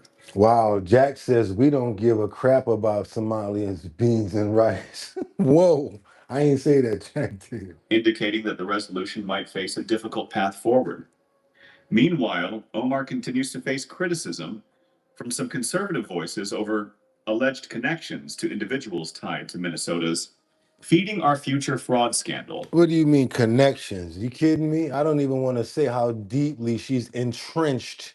Now that's when you know somebody's got something involved. And when they say entrenched in the situation, you guys, what do you think? Do you think she's gonna get voted in again? Do you think that they're gonna vote her in again? I want to know what you guys think. Now we got to get on over to Bell County. Really? We're going to get on over to Texas because we got these data centers that are coming in. And the sad part about these places that they're set up in certain areas is they put them in small rural towns. They put these centers and these places in areas where they feel as if the population can't do anything about it. You guys ever notice anything like that? So now you guys know about all of the possibilities of AI. You also understand that AI is going to command its own power sources. I've heard things of where men have said, this old man said, I had no choice but to sign for it because it was going to go through my private land anyway. And now it's tearing, and now it makes the skyline look terrible because they got a big power line going across the front of my yard now. But there's nothing that I could do about it. If I wouldn't have went for it, they would have took my land from me. Craziness out here, you guys. So let's get on over to Texas, where they got these data centers that's going up, and let's see what the pushback is on this. Packed house today at the Commissioner's Court meeting in Bell County as residents spoke out against the data center. Okay. As News 10's Madison Herber reports, dozens came out to plead for a moratorium on the project. More than 30 people addressed the court about their feelings on the current project. I have yet to find a single person in Bell County who wants these data centers, excepting our mayor and city council. I am concerned that this data center project has moved forward without meaningful community input. And for some, emotions were high as some with experience in the field talked about what they feel is misinformation being spread about the project. Modern cooling systems are designed with safeguards and recirculating methods that should be evaluated based on their actual design and operation rather than assumption. All this disinformation, spreading fear mongering, all that nonsense is BS, folks. 16 ounces for one prompt? That's crazy. That's so, hang on just a second. Stop the clock for him. If that occurs again, I'll ask that person to be removed from the room. How's he lying though? That occurs He said he's lying though. again. I'll ask you to be removed from the room. The majority of residents said this will cause more harm than good, and it won't offer any benefits to residents, as their resources would be taken and little to no jobs would be offered. Opponents say the tax abatements for the center are insulting. Look at that. Flint, Michigan still has crappy water. Look at Winter Rising. Everybody's against it, and the leaders still keep voting for it. That's the problem. They don't care about us. That's what Michael Jackson says. You remember whenever the new world, okay, it's crazy conspire. Okay, I got what you're saying there. They have new technologies where they can connect a data rack to your house and collect data. It looks like an AC unit on the side of your house. Jesus Christ, it's taking all of the water. Let's keep on going, y'all. Let's go. They are asking that a pause be put in place for testing on the environmental impact of the center. What harm can it do to pause and do independent research on what is best for our entire community? We need impact studies first, so that we can even know what terms should be imposed, not for water abundant Virginia, but for severely drought prone Central Texas. Residents called on the court to assert their power into the situation and hope. I think they got a good argument there, but let's see what they do about it. Let's see if they get it to go through, because you know what? When it comes down to that money, money, money, money, and being first in AI, I don't think so. They might push that through. And as they said with this other person's land, they might just force it through. And there's nothing that you're going to be able to do about it. Nothing. What you guys think about that? That's crazy. Look at that. Look at Jordan. Woo, Jordan. That was a deep one right there. Look at that. Look at Audrey out here dropping bombs too. I see Audrey dropping them. Let's find ways to take salt out of the salt water and find ways to solve more than one problem. Okay, Collective, let's keep on going. Look at that. They don't care about us. All they care about is the money, says 420. Yeah, sounds more like you guys are on point again today. We got a school chef, and I feel sad for this chef. He's no longer, his heart is failing, and he makes one graduation goodbye. He's making one request for the last class to be able to go out, and he wants to be able to see the class before and if it's the last time he'll ever see them again. This is the school chef. They love him. He's been with the school for so long. Let's get on over here and see what's going on with this situation right here. I don't like when stuff like this happens right here, you guys. I just don't like it. A longtime chef at a private school has been going through a real rough time. One of his wishes recently came true after a months-long stay in the hospital. NBC 10's Sam Reed shows us something good. While campus is quiet at St. George's School in Middletown, and students are home for the summer. We are a private boarding school with 320 boarding students. A few months ago, things weren't what they normally were here. It was very much felt that he was not here. And that's because the school's longtime grill cook took a leave of absence.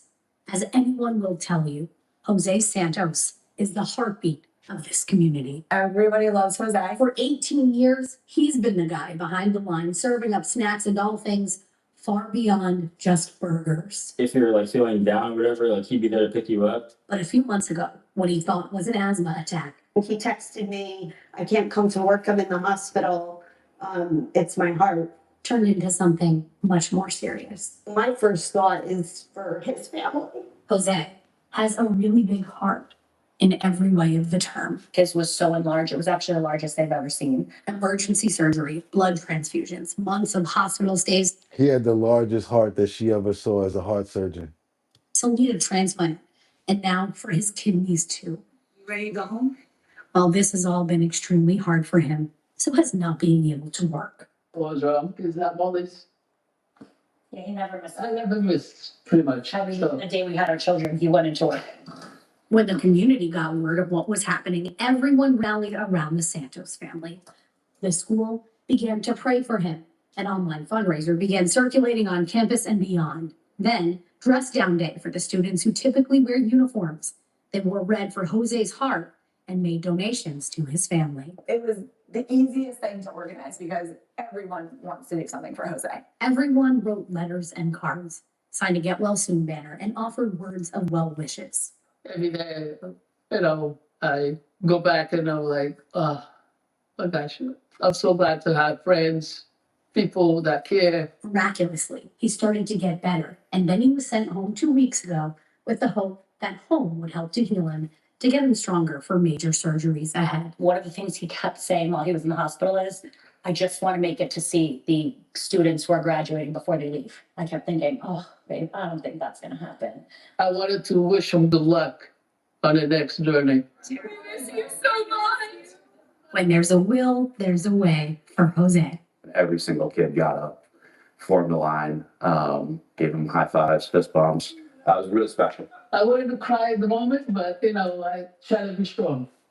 Of all of the places Jose could have gone after leaving the ICU, he chose to come back here. And while doctors say his heart is failing, it's currently full of a lot of love. I think that all of that really helps him to, be reminded of why he needs to continue fighting and what he's fighting for. Showing you something good. I'm Sam Reed. That's right. Showing you something good. I'm Boogotti NYC. Because we ain't always got to just show the bad stuff. We can show the good. And we want to pray for the heart. We want to pray for the health. We want to pray for the family. We want to pray for the support. All of the children, everybody in that school that's supporting Jose, we want to give them love. Nothing but love, you guys. And let's hope and pray that he has a 100% recovery. And we ask that in our Father God's name. Father God, please, as we pray, everybody here united, we say, amen. That's right, you guys. The heart, nothing but love. That's right, you guys. Let's go. Let's keep on moving forward now because we got to get on over to Utah. Got a situation now. Are we going there? Oh, no. Let's go on over to see what's going on with this. Oh, are we going over there? Okay, let's go into the UK. Yeah, we had some UK stuff happen yesterday. You guys know anything about this Henry Norwalk situation right here? We got tensions and pepper spray that filled the air as protesters clash with police over the Henry Norwalk's murder. I think this is the case where the man got still zapped and they still put him in handcuffs, and the police officer was like, they were still being like really hard on this man, if I'm not mistaken. But I do know that they got some huge protests going on out there about this, and they're not happy about it. And the police, they got a lot to answer when it comes down to this situation, when it comes down to Henry Nowak. Let's go, you guys.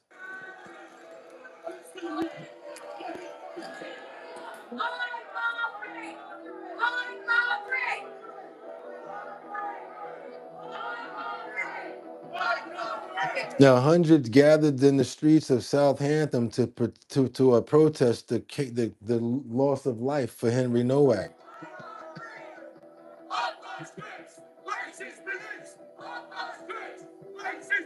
He was handcuffed as he was losing his life for a stizab wound. I do remember that case. We covered it here. He said it. I've been stizabbed. And then the other guys were blaming him. Oh, he grabbed my hair. He did this. And then Henry lost his life.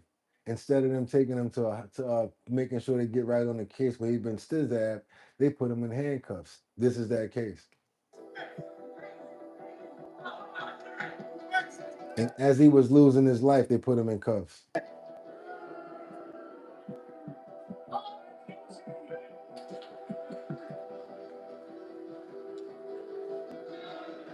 Yep, he told them. You guys saw that. They cuffed him anyway. We showed it yesterday.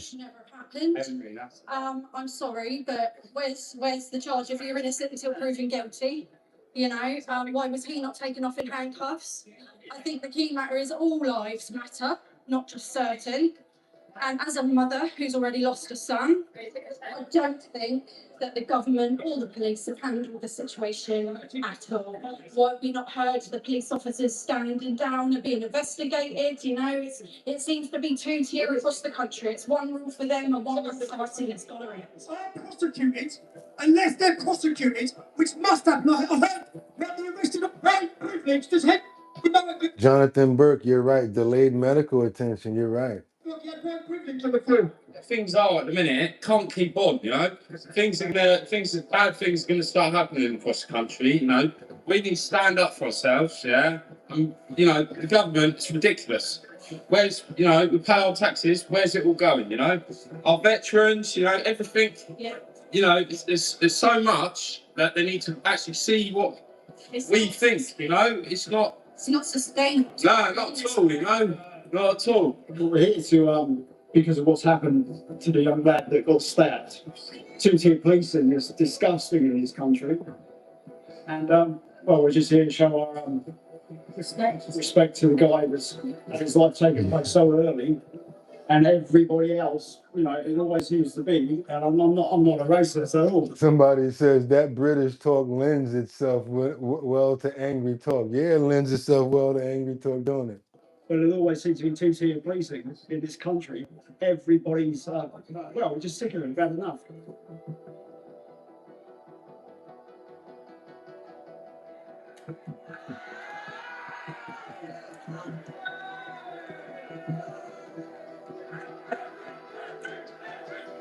Protesters threw bricks and other objects at the police as they used pepper spray and riot shields. You guys, I want to pray for everybody out there that's dealing with this.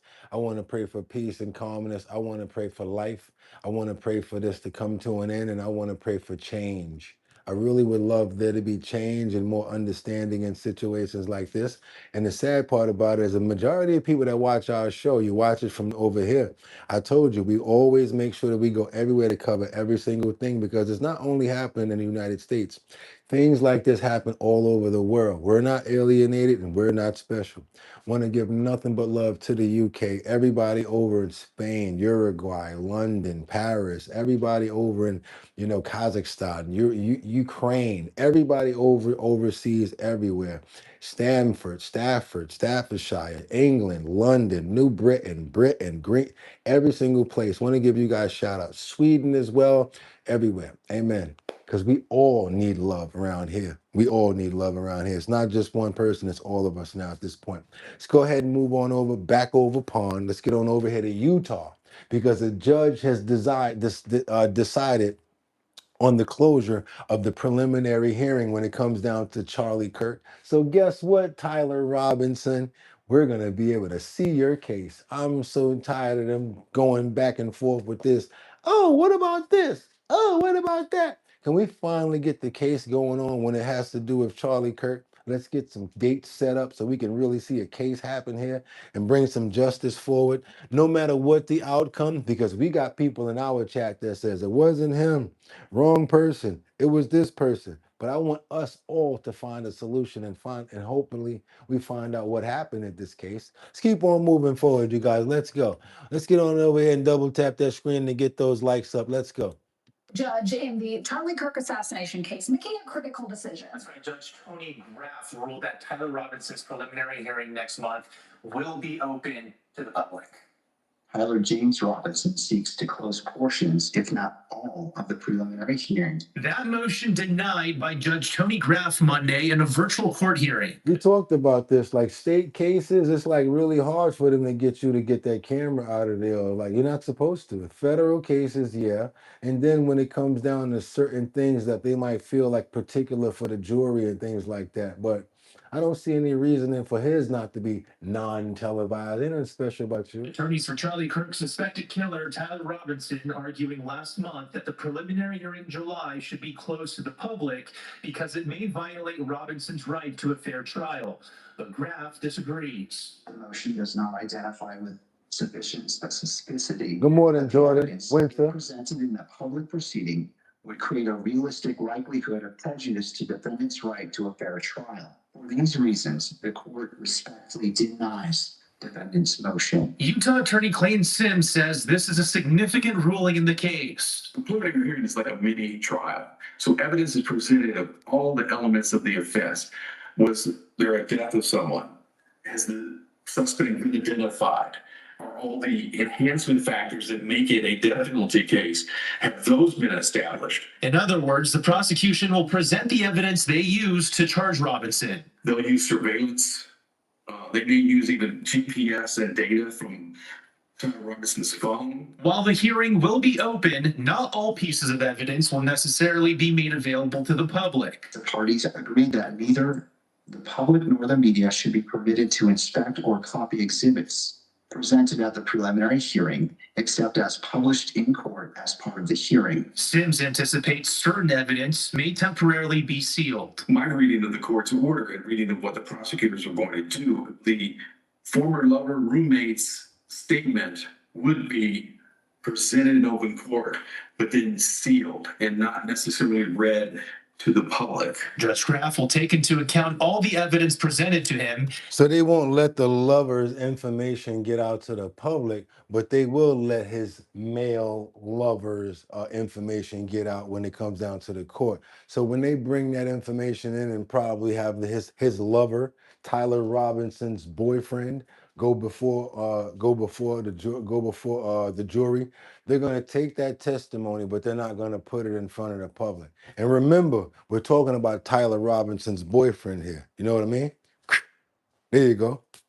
The BWC. That's why we call it the BWC, you guys. That's the broken wristed click right there.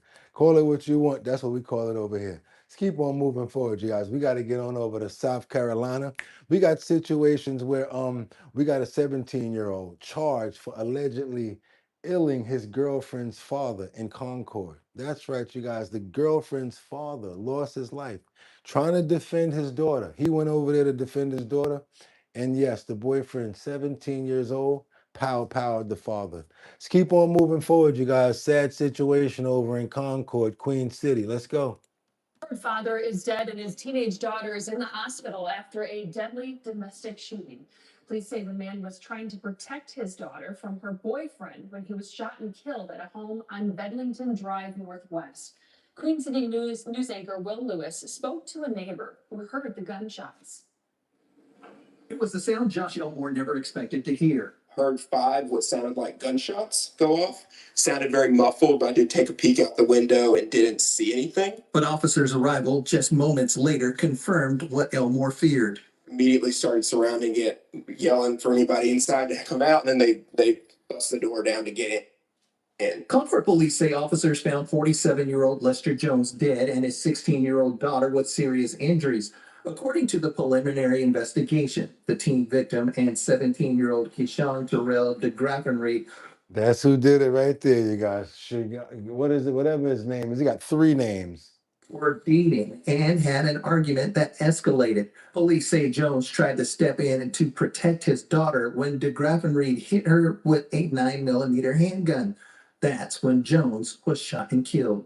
2 people's lives were, more than 2 people's lives were completely ruined by what seems like a just barbaric act of stupidity and violence. Investigators say de Graffenreid was caught on a nearby street and faces numerous charges, including 1 count of murder and assault with a deadly weapon with intent to kill, inflicting serious injury. Yes, it was a YN. Yep.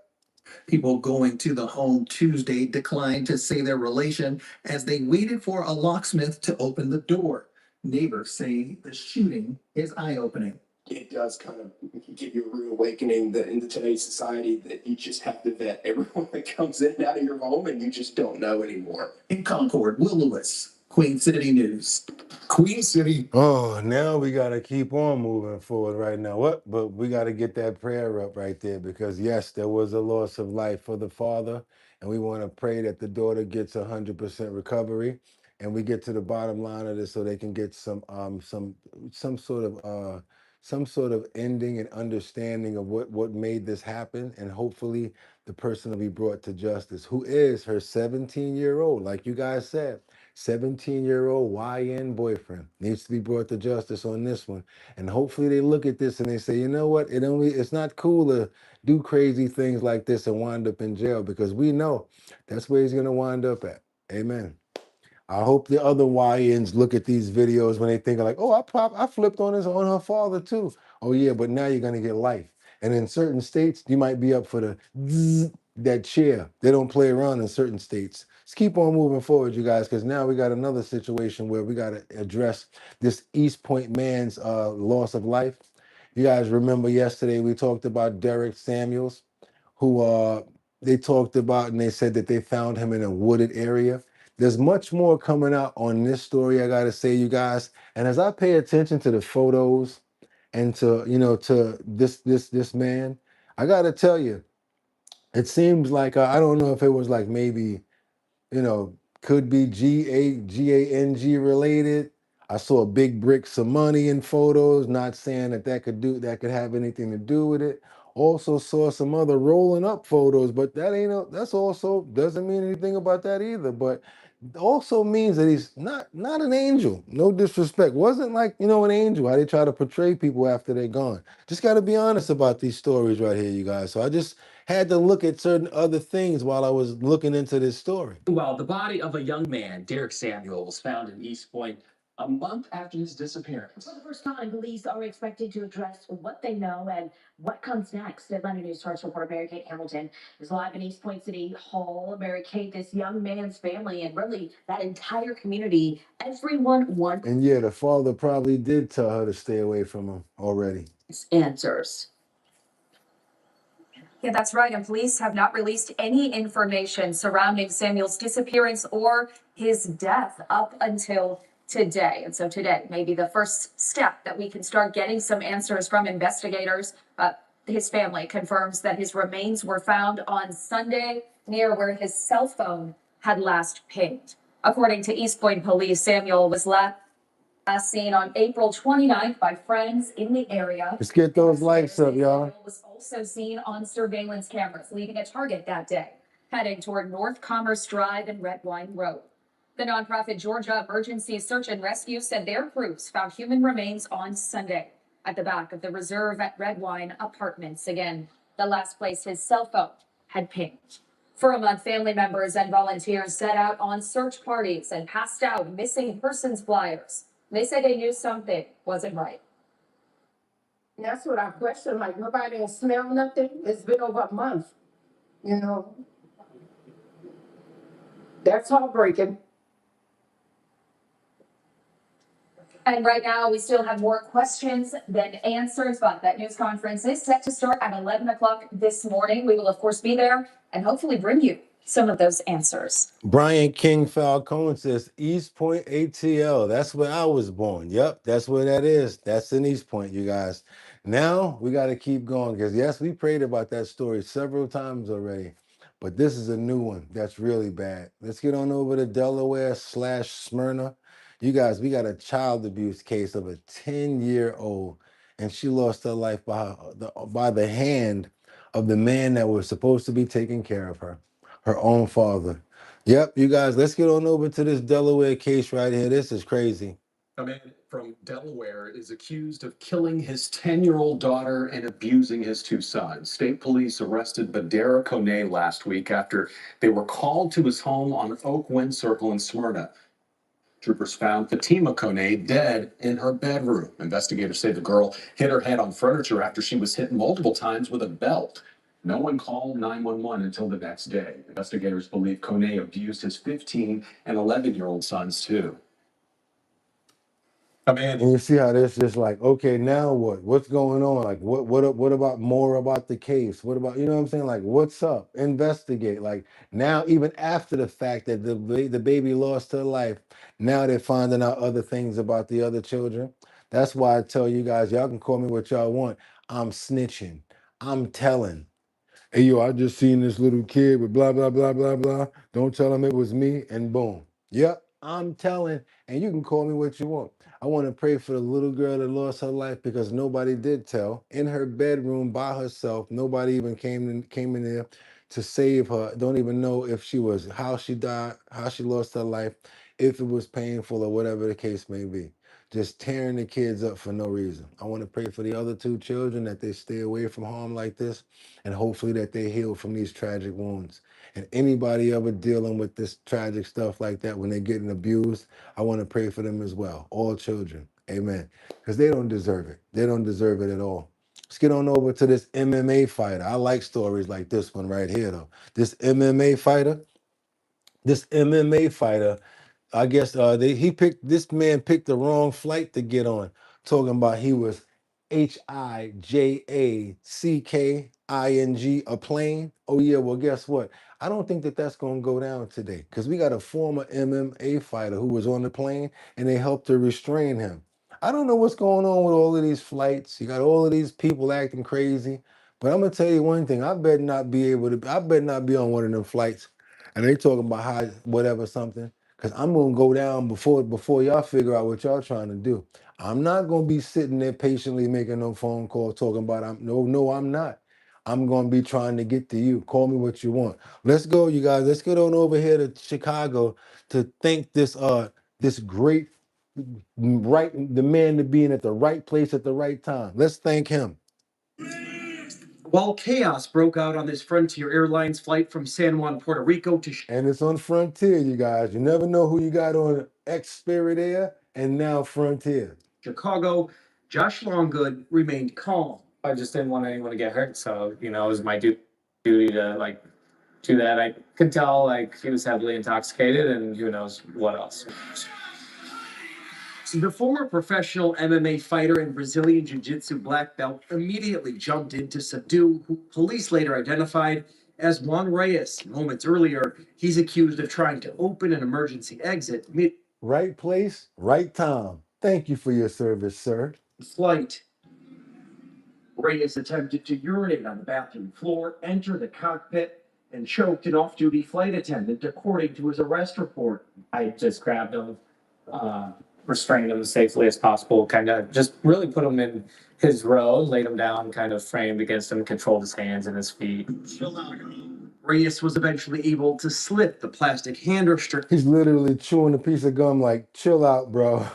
It was just like holding down a kid throwing a tantrum. And I kind of tied his legs up with my legs and controlled his hands. Longgood says he held Reyes down until the plane made an emergency landing in Miami, where local police came aboard. So I was joking. I was like, we're going to be like best friends after this.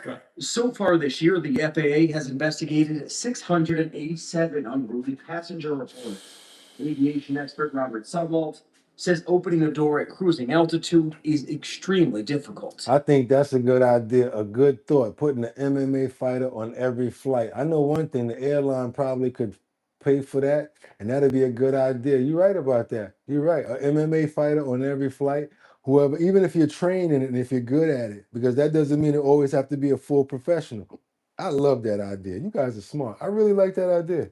I like Because of the pressure inside of the airplane itself, it is pushing against the doors and the windows and the latching mechanisms to make it physically impossible to open a door or a window in flight. If you were in the situation again, would you do it again? Yeah, absolutely. I know I'm capable of doing something like that. Good, you guys, good. Somebody stepped up and didn't just let him punk the whole plane. There we go. That's what I'm talking about. There we go. There we go, you guys. That's what I'm talking about. Good story, and somebody stepped up. That's right. We don't just pray for the bad. We pray for the good around here. Not only when bad things happen. We want to thank God that he was on that flight and he was able to subdue that person and make sure that everybody else remained calm until they got where they needed to be at. That's what I'm talking about. I told you guys that yesterday. Don't stop the flight short and take us somewhere else where we got to get off the plane and do all of that for him. Hit him with the boop bap, or do what he did, because I would have did it a different way. He would have still been out though. But we want to pray and thank him for being there. And that was a great idea, Amber, for saying there should be an MMA fighter on every flight. Why not? Let them make some extra dough. Amen. Let's keep on going, you guys. Let's go. We got to get on over to South Florida. We got this one El Fulio.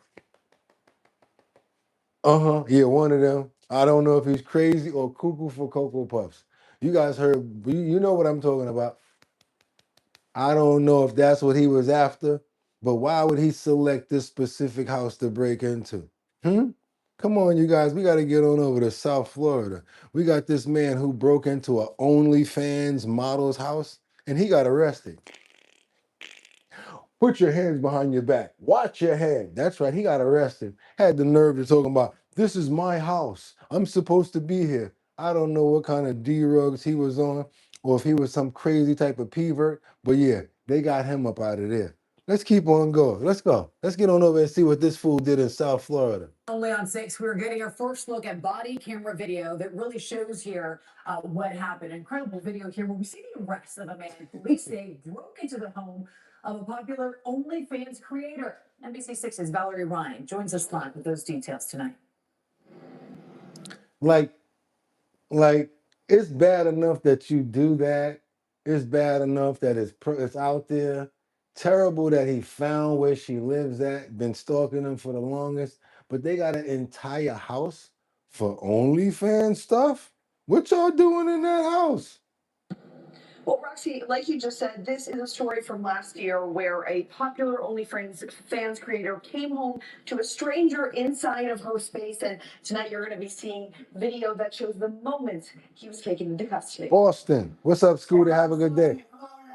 That's officers trying to negotiate with then 22-year-old Connor Litka. Investigators say in February of 2025, OnlyFans creator Sophie Rain and her influencer roommates returned home from the Super Bowl to their Fort Lauderdale mansion rental and found a shattered glass door and a shirtless stranger inside. You talked to my friends that are there. Said, I'm not leaving. This is my house. I bought it. I bet there's a glass. Litka eventually did walk out. You coming up? With guns drawn and in handcuffs. Come on, let's Meanwhile, when put in the back of a cruiser, officers asked, "Are you willing to give me your name and last name? Okay, you're going to get an extra charge for not doing so." Litka didn't budge. Are you willing to give me your name? No. He was charged with burglary, resisting without violence, and unlawful use of a false name. He was sentenced to probation, 89 days in jail, and the judge ruled under successful completion, What's up, One Love? some charges would be terminated. Now, according to court records, Litka's probation period ended last month. That's the latest here. We are reporting live. Valerie Ryan, NBC6 News. The thing about that, you really got to be careful because you already know that he's sick in the head for exactly what she's actually doing on the other side of that. She's not just a influencer that's going out here like I show speed, running up and doing things to get people behind him. She over there, you know what I'm saying? Doing all that other stuff. So you don't know who you getting after you on that. Y'all gotta be careful. This is something that my mother, was this something that we used to do in school, or was it something that I learned? I used to learn some bad stuff as a little boy. I can't help it. I was a little boy. How many little boys know this? And if you don't know it, don't start doing it. How many of you know this? Remember this? Y'all remember this back in the day? Remember this back in the day? Y'all probably know more than this, but y'all remember this back in the day? How many people remember this?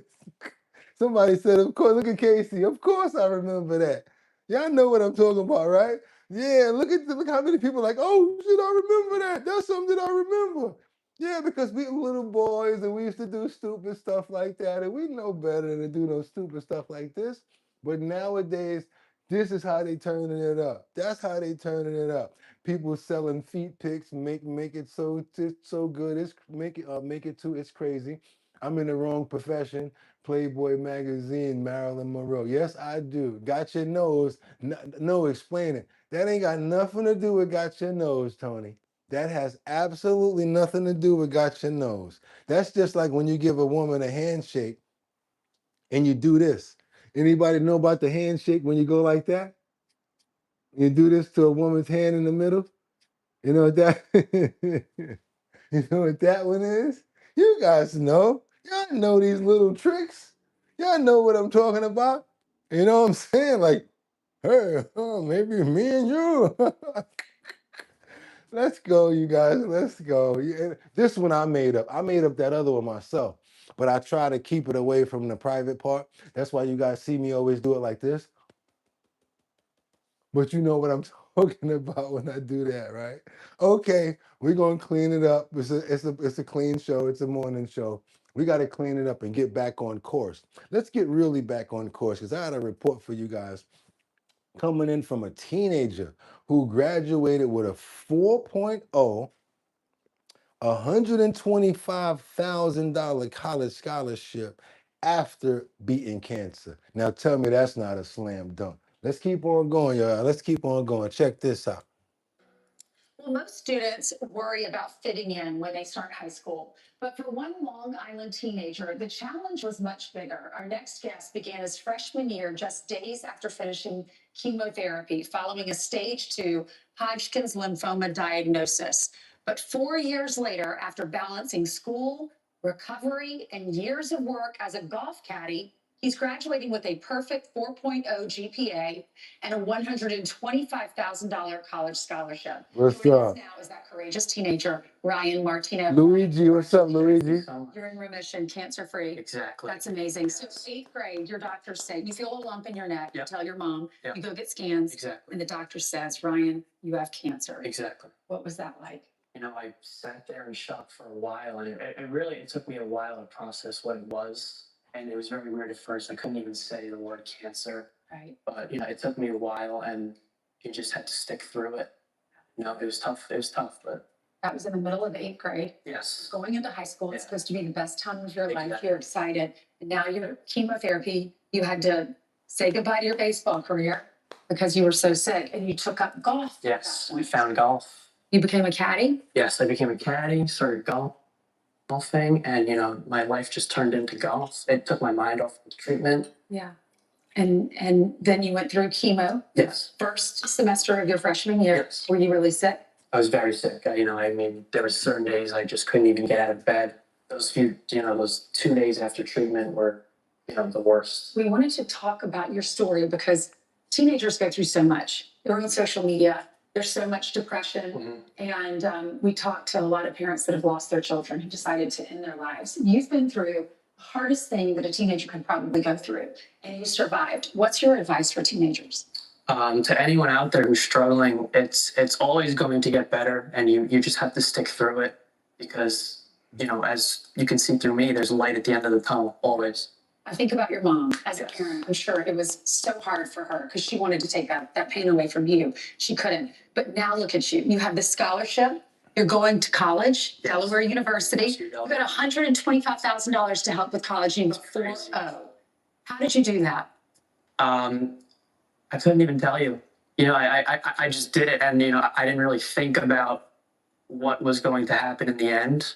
But, you know, grades, studying, all of that worked out into It paid off, and you had that. There you go, boy. And you can't forget one thing. What about God? You can't forget about putting God up in there somewhere because you didn't do it by yourself. I'm telling you that right now. You did not do this by yourself. And any of my people, I want you guys to understand that I have nothing but love for that story. And I want to say F cancer as well because I lost some people to cancer as well. My family members, grandfather, uncle, as well as my best friend, one of my best friends about 3 months ago now. So F cancer all day long. Anytime I can see somebody that beats it, I'm so happy for them. Anybody suffering with it, I want to pray for you guys right now that you get through it with 100% clarity and you have no any sorts of pieces left in you when they do a buyout, when they do a check, that you're 100% clear. Want to pray for my buddy Vincent right now. Is going through a lot of stuff as well when it comes down to putting those stents in. He's an older gentleman right now, but I promise that I always going to pray for everybody. So, Vinny, you don't even know that we're praying for you over here, but you know what? We are praying for you, bro. I love you. I don't even know what I'd do without you because, you know, in times when you think about bad times, you think about your friends that have been there for you. You can never forget about stuff like that. So, praying for Vinny as well, and anybody who ever had cancer, want to pray for you guys too. And 100% recovery. Amen. That's what we're going for, you guys. 100%. Shout out to my boy Vinny. Lost my wife to cancer at 47 years old. Look at G-Man. See that? For my sister. You see what I'm saying? Put them in the air, you guys. If you know anybody, let's go ahead and give them their props. And I know a lot of people have dealt with it, whether it's your grandparents, whoever you dealt with. Let's get that out there because we together right now. Let's go ahead and get that prayer out. Want to pray for all of our family members, whoever we lost in this. My grandfather, yeah, he had the colon cancer. Many different people, you guys. So I don't never want to forget all of our family members. That's right. Let's put those lights in the air, angels. We're going to put those lights in the air for her mom in 2014. That's right. Let's put those lights in the air. Praying for Vinny as well. My dad was such an athlete playing hockey in his 50s. Look at Audrey. Praying for your dad as well. Look at that. Took away too many on me. Look at that, DJ Chopper. Colessive, thank you. Lost my dad to cancer in 2017. My dad, Jeffrey Spilker. Look at that. God bless you, Jeffrey, and your dad. God bless you guys. There you go. There you guys go. That's what I'm talking about. Prayers to every single person in this chat. And we cannot stand cancer, none of us at all. There you go. Dietary plants that kill cancer. Read the pulmonary studies. Also, those MMA fighters are not normal fighters. God bless them. There you go. Thank you so much, 55. Let's keep on going forward, you guys, because it's time to get the sun out. It's time to shine. And you know what I want to tell you guys? For every person that we lost, that's why I do what I do. Why I wear the suits. Why I act the way that why I act. Because my mother and my father raised me a certain way. And when I act that way, I'm showing respect to them at all times. Showing as much as I can. And I know that they up there looking down and they're gonna bless what's good. So that's why we do it that way over here on Our Bottom Line. So we're gonna have some fun as well. We're gonna celebrate the people that we lost. Not only are we gonna cry and be sad about it, but we want to celebrate the lives and the smiles that they gave us and the times that we had good times with them. Also, it's time for us to smile. Anybody over here know anything about got a package, people? And I'm willing to take the hit for this one. I'm really gonna just go for it.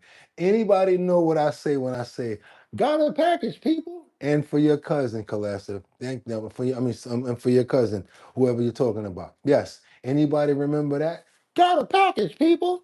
It's one of my favorite movies from one of my favorite comedians. That's right, you guys. None other than If We Gotta Take the Strike. We taking the strike this morning, baby, because got a package, people. We got to get a smile going on over here.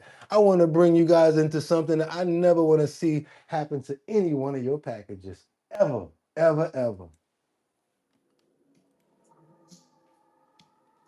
Guys, I would not like for my package to be treated like that at all. In no way, shape, or form. But yes, we got a situation over here where FedEx delivery drivers, they decided that they want to kick people's packages around, and they decided to, they didn't really want to be really good about delivering these packages. Kind of similar to what we just watched.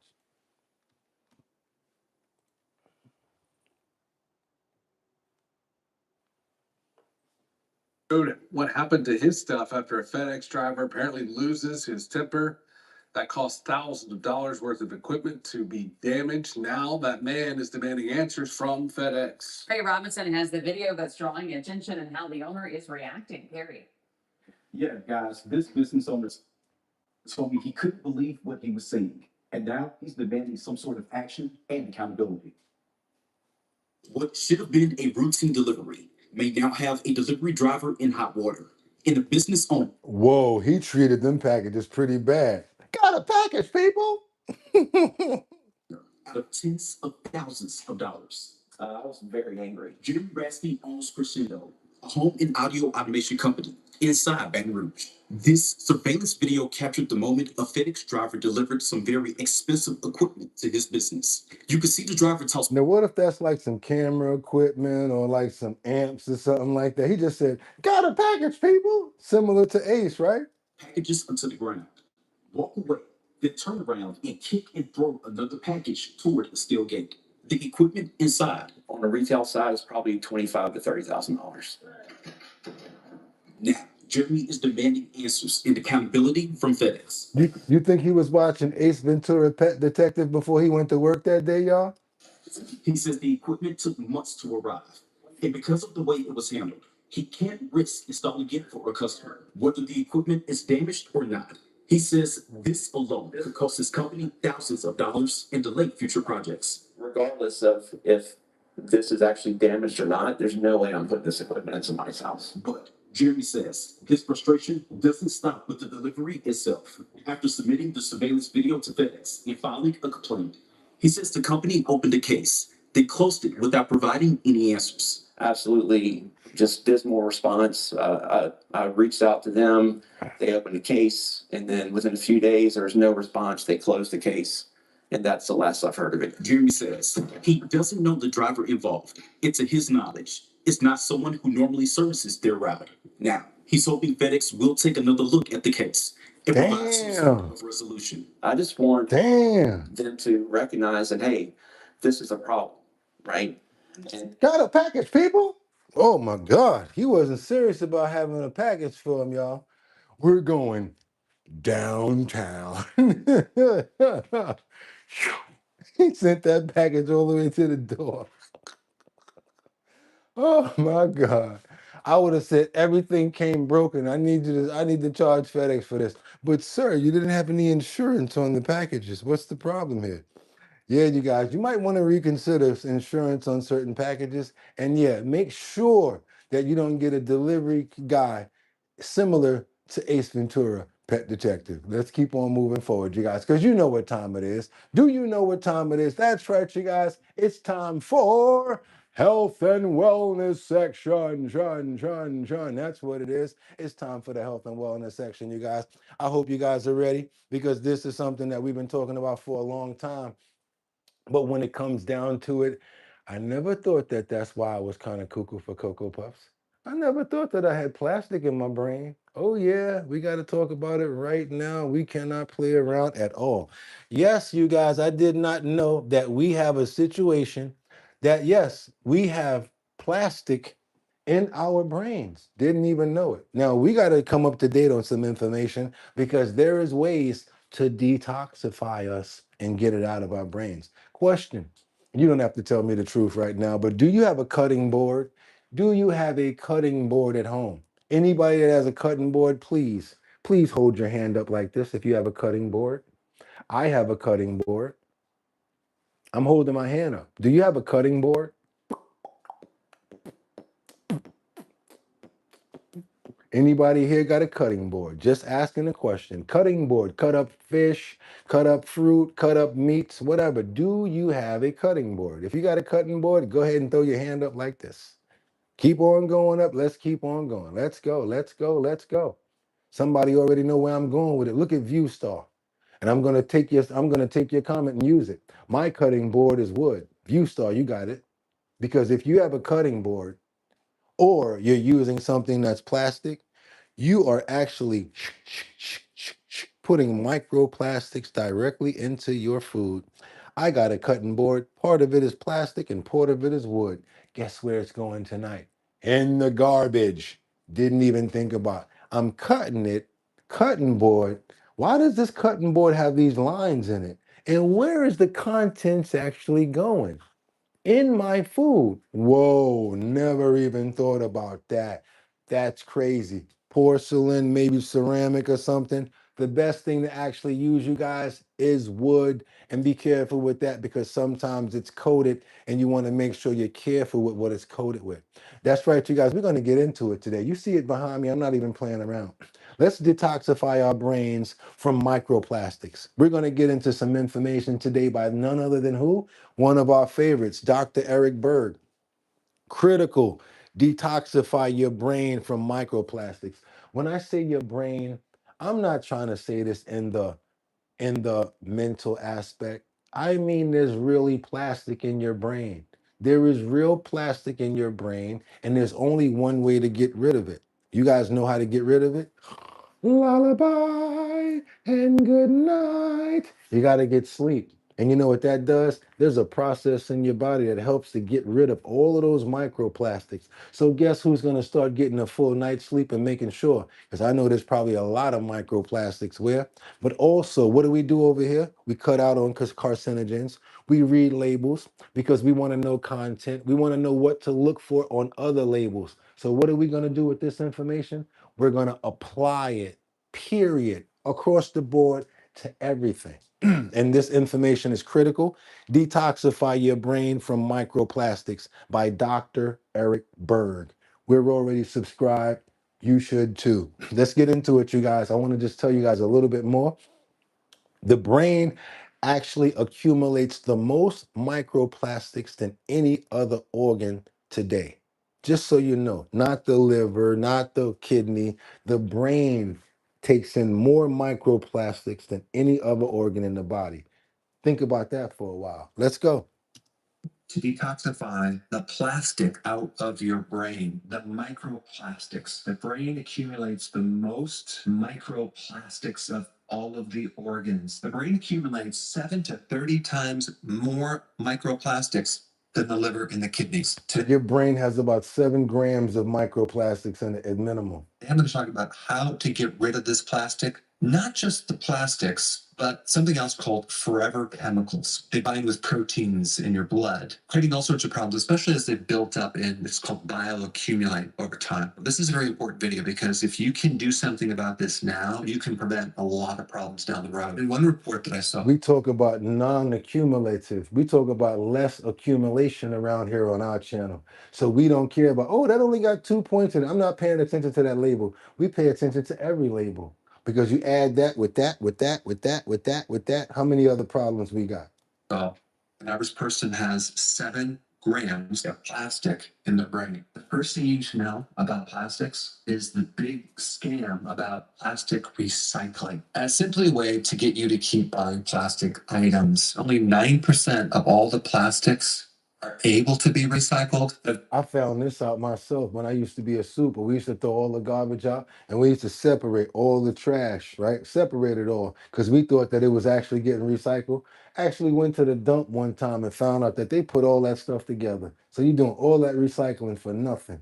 They're not really melting and using that plastic to reconstruct again just because it got the triangle on the bottom. That's not what that means. They're not doing it because it costs more to recycle than it does to make more.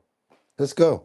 The vast majority of plastics, either they're incinerated or the great majority of it sinks to the bottom of the ocean. If you look on the bottom of the plastic containers, you'll see a little, it looks like a recycling symbol. Just gives an impression that, oh yeah, oh, this can be recycled. Well, check out this clip right here. Recycling is expensive and labor intensive, and making new plastic from fossil fuels is almost always cheaper forever. Plastic industry documents clearly concluded that there were no effective market mechanisms for mixed plastic, and that there is serious doubt that it can ever be made viable on an economic basis. There was never an enthusiastic belief that recycling was ultimately going to work in a significant way. I think they knew that the infrastructure wasn't there to really have recycling amount to a whole lot. If the public thinks the recycling is working, then they're not going to be as concerned about the environment. If the public thinks that recycling is working, they're not going to be as concerned about the environment. Sound about right? We'll let you know there are certain technologies that are being created right now using microbes that eat plastic and fungi that can eat plastic. There are certain types of enzymes that are developed that can eat plastic. But they're not ready yet. So all of that recycling and remaking, they're not doing that. But until those are developed, there's really 2 things that you can do. Number 1, avoid plastics, which I'm going to get into. And number 2, we can do things in our body to help detoxify some of this plastic and forever chemicals. Let's first talk about the brain.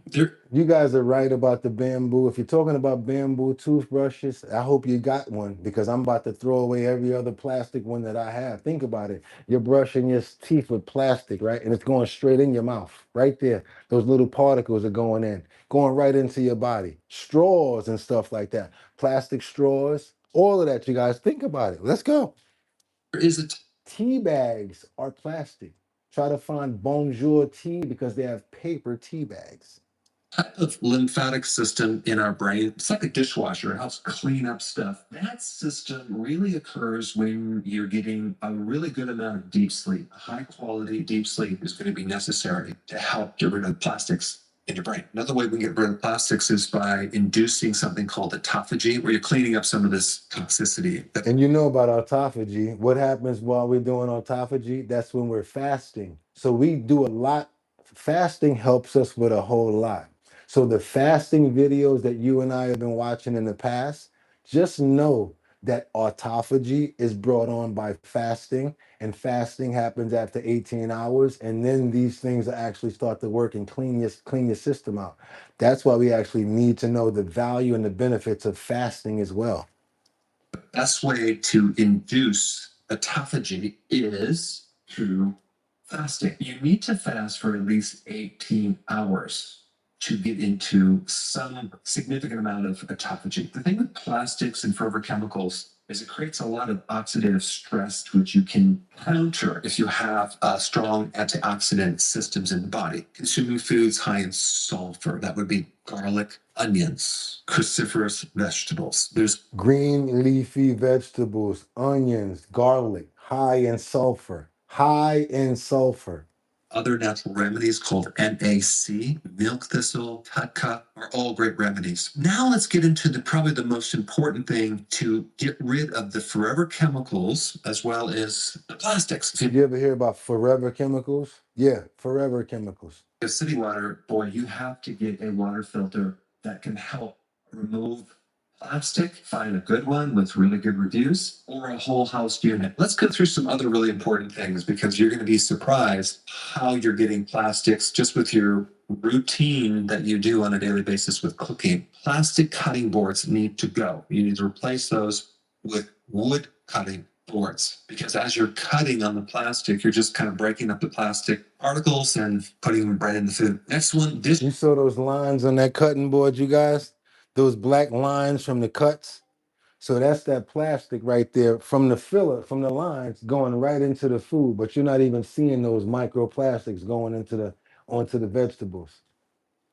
Plastic, you're just kind of breaking up the plastic. And make sure you rinse them. And putting them right in the food. Next one, dishwasher pods. You put these little pods in there and you don't even probably think twice. You need to replace those like pods. They're plastic. They're supposed to disintegrate and break up.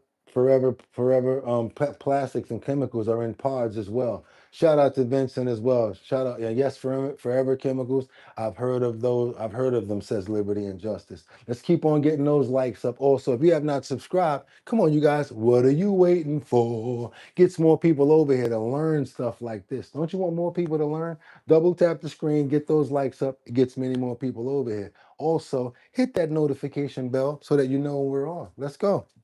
I did with something that doesn't have plastic. Coffee for breaking up the plastic particles and putting them right in the food. Next one, dishwasher pods. Jordan. You put these little pods in there and you don't even probably think twice. You need to replace. Jordan, thank you for the plastic dollars for the show. Appreciate that. And I hope you guys are getting good information out of this. Be careful with that plastic out there. It's not good for us. Those like I did with something that doesn't have plastic. Coffee filters have plastic, so you want to get some coffee filters if you use them. Not the ones that come from Lisa Roy from 55 Coffee House. Hey, Lisa, talk your talk, girl. Tell them about them coffee bags you have, the coffee cups, those things that you sent me. Lisa's got some phenomenal ones and they're made out of paper and they have nothing to do with this and they're her own invention as well. So Lisa, she has a great pour over system where you take her paper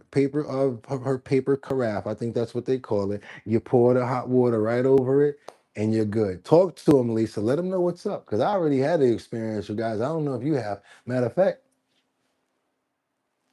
you're lucky I don't have it in here because I would show you guys what I'm talking about. I actually put it in the kitchen because that's where it's supposed to be at. Let's go. Let's keep on moving. Ones that are more certified biodegradable. As far as your sea salt goes, I would highly recommend getting a sea salt from an ancient seabed, not from the ocean, because unfortunately there are plastics in the ocean that end up in the salt. So yes, you don't want to get sea salt from the ocean because there's plastics in the ocean. So the best place to get the sea salt from is from aged areas. Let's keep on. Let's go back a little bit. Something that doesn't have plastic. Coffee filters have plastic, so you want to get some coffee filters if you use them. The ones that are more certified biodegradable. And as far as your sea salt goes, I would highly recommend getting a sea salt from an ancient seabed, not. So if you see sea salt that says sea salt from an ancient seabed, that's the best place to get your sea salt from because all the other places probably going to have forever chemicals because of all of the plastics and all of the crap that winds up in our oceans. It actually comes back to bite us in the butt too, not just the seals and the whales. Not from the ocean, because unfortunately there are plastics in the ocean that end up in the salt. Even tea bags can have plastic. Get the tea bags that are more natural. Just to let you know right off the muscle, Lipton tea bags are plastic. Don't think I'm telling the truth. Look it up. Lipton tea bags are plastic, and Lipton tea is bottom of the barrel tea. We grew up off of it. It's orange pico. I used to drink that tea so much. We were so broke. We used to save the tea bag to use again. Don't drink that stuff. Don't drink that Lipton. No, I'm telling you guys straight up and down. We already did videos on that already. Let's go. And then are plastic free. Baby bottles. Of course, breastfeeding is the best thing to do, but if you can't do that, get a glass bottle. Now, the problem is the nipple is usually plastic. So you want to try to use another sort of a nipple, not a plastic. You guys want to use something like a silicone or different sort of element instead of using plastic for the nipples in the baby bottles.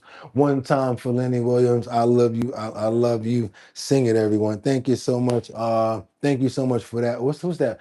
White Bathroom Guy, $5 super chat. Really appreciate you so much. Thanks for the love. Let's keep on going. Think about these areas right here, especially if you have children. We're not trying to start them off with these plastics, you guys. Come on. You can't do that. Get a glass bottle. Now, the problem is the nipple is usually plastic, and you can't use a glass nipple. It's going to be really hard to find a completely plastic-free nipple. Even if you get like the little nipple for the bottle and it's just pure silicone, it's going to be a little bit better. I would go with that. I would definitely start getting a stainless steel water bottle instead.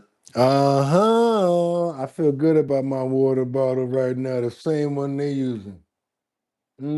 Same one they're using right there. There you go. Not the plastic one. You know, anytime you take think about this.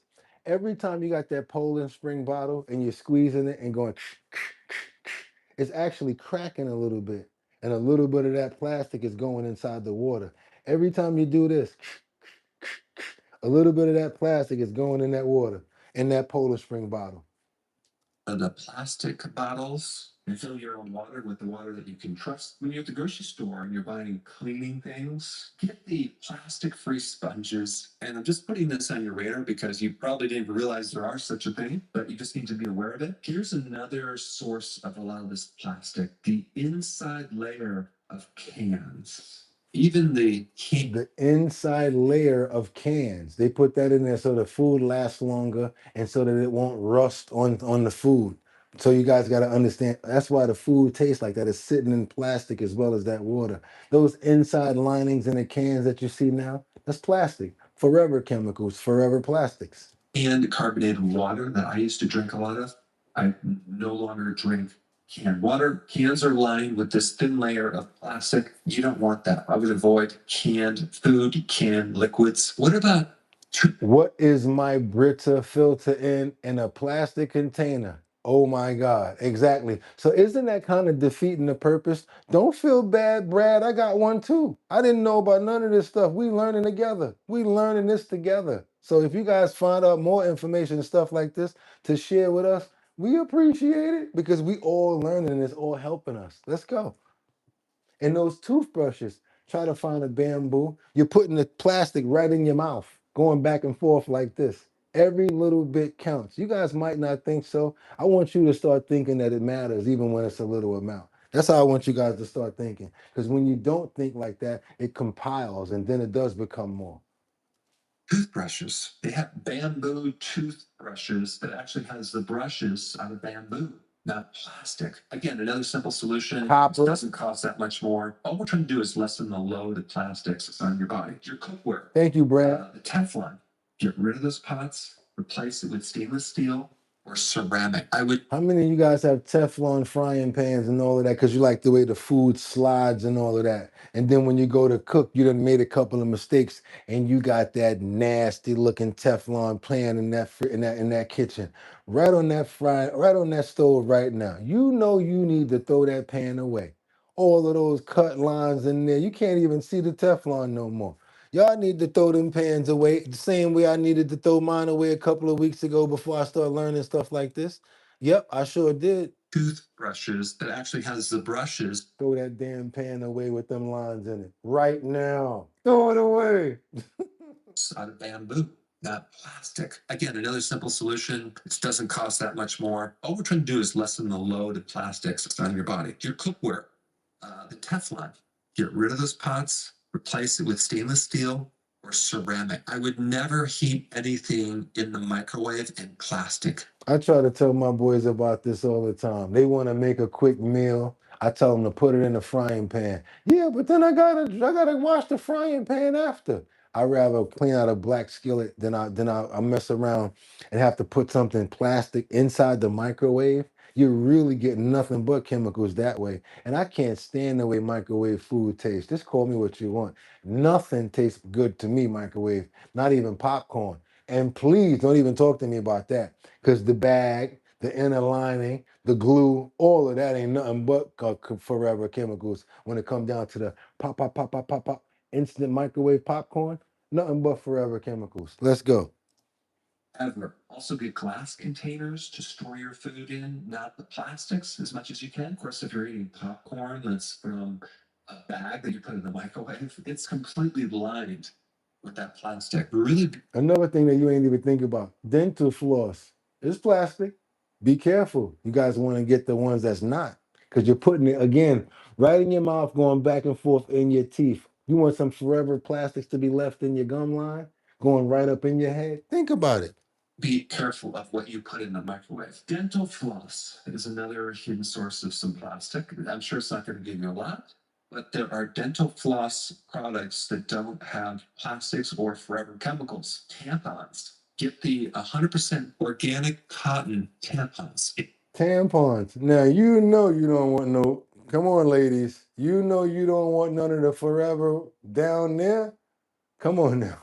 I ain't even got to talk about this one. I don't even have to put any light on this one, but we know we ain't trying to get messed with in that area. That you put in the microwave, it's completely lined with that plastic. Really be careful of what you put in the microwave. Dental floss is another hidden source of some plastic. I'm sure it's not going to give you a lot, but there are dental floss products that don't have plastics or forever chemicals. Tampons. Get the 100% organic cotton tampons. If you start now reducing the load of plastics and forever chemicals on your body, this will prevent a lot of problems down the road. And I'm all about preventing things. Unfortunately, medicine is not about preventing things. We're about preventing things over here because you know what I like about him is he tells the truth. He's a doctor. He said medicine is not preventing things. It's about preventing things. It's kind of like the study of and how to treat it and what medications to give. That's what medicine is. We got to get before medication where we don't even need to deal with it. We need to just stay healthy as best as we can. I like the fact that he really broke this down.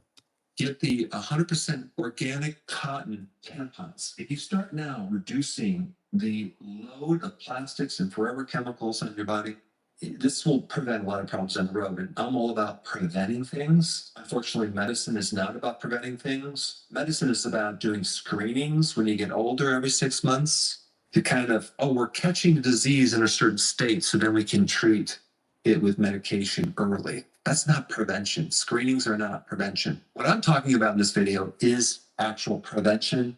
So make note, spread the word, and I will see you in the next video. That's how we do it around here, you guys. This is the critical detoxify your body from microplastics. The information is gold, it's priceless. It will be up in the Discord today because it's information that we love to share with you guys. Any of you guys got any information or anything that has to do with the health and wellness of us and that we can share together, whether it's male or female, whether it's what are we talking about? Whether we're talking about fasting, whether we're talking about nutrition, whether we're talking about cleanliness, whatever has to do with health and wellness, I've discovered that there's at least about 3,000 topics when it comes down to that. There's mental wellness, there's health wellness, there's family wellness, there's children, there's dogs, there's animals, there's all sorts of different ones. Anything that you guys got an idea want to come up with, send it over to us at bridgethisllc@gmail.com. I always look at your messages or throw it up in the Discord. Boogotti, this would be a good idea. I'll snatch it down and probably actually use it for the next segment. Trust me. Once I look into it, I'll probably just go ahead and line it up. I do it many times and I've done it many times here. And again, we hope that you enjoyed today's segment of health and wellness. That was our health and wellness section today. Again, critical. Detoxify your brain from microplastics. Who are you going to subscribe to? What's his name? Dr. Eric Berg. That's right, you guys. And again, It will be in our health and wellness section today in the Discord. It's going to be in the Discord. It's going to be right in the Discord. Now, I already gave it up what you're about to see right now, but you know how we do. Got to show some love to the animals. We always show dogs. We always show cats. We always show all types of animals. You guys, you ever see a goat that thinks he's a dog? You already saw it. I already put it up there. A tiny baby goat who snuggles with his dog brothers. He really thinks he's a dog. But hey, when you run with a pack, that's what you think you are, especially when you're a baby. Check this video out. I thought this would be great. I'm tired of always putting up the same kind of videos. So you know what I said? I said maybe we need to go ahead and show some love to the other animals besides dogs and cats. He's got a pamper on, y'all. Look at this. Do you see this? Let's go. Our best friends. Let's get into it. Big dogs love their 3-pound goat sister. Check this out from the dodo. This little itty bitty thing is not scared of my giant dog. I was shocked. She's pretty brave. My older dog was just kind of like, what is this cute little thing? She immediately would lay on him and like snuggle him. He was like licking her and stuff. And the puppy was excited. So I'm very convinced he thinks she's a dog. She said she's very convinced that she thinks she's a dog. You think so? Cody was always like, no, no, no, the goat's not living in our house. Hey, driver. I know. As soon as we got her, he was just so obsessed with her. Of course, he said, no, no, no, goat's not living in the house. And then look, where's he at right now? They would cuddle on the couch, watch TV together. So I think it's like his little kid now. She's definitely a spunky girl. Every morning, he does this thing that will run laps on the top of her doll. And she'll jump the doorway. You're crazy, Ducky. One of Ducky's favorite things to do with me is to go paddleboarding. She really don't think that she's a goat. She really think that she's a dog.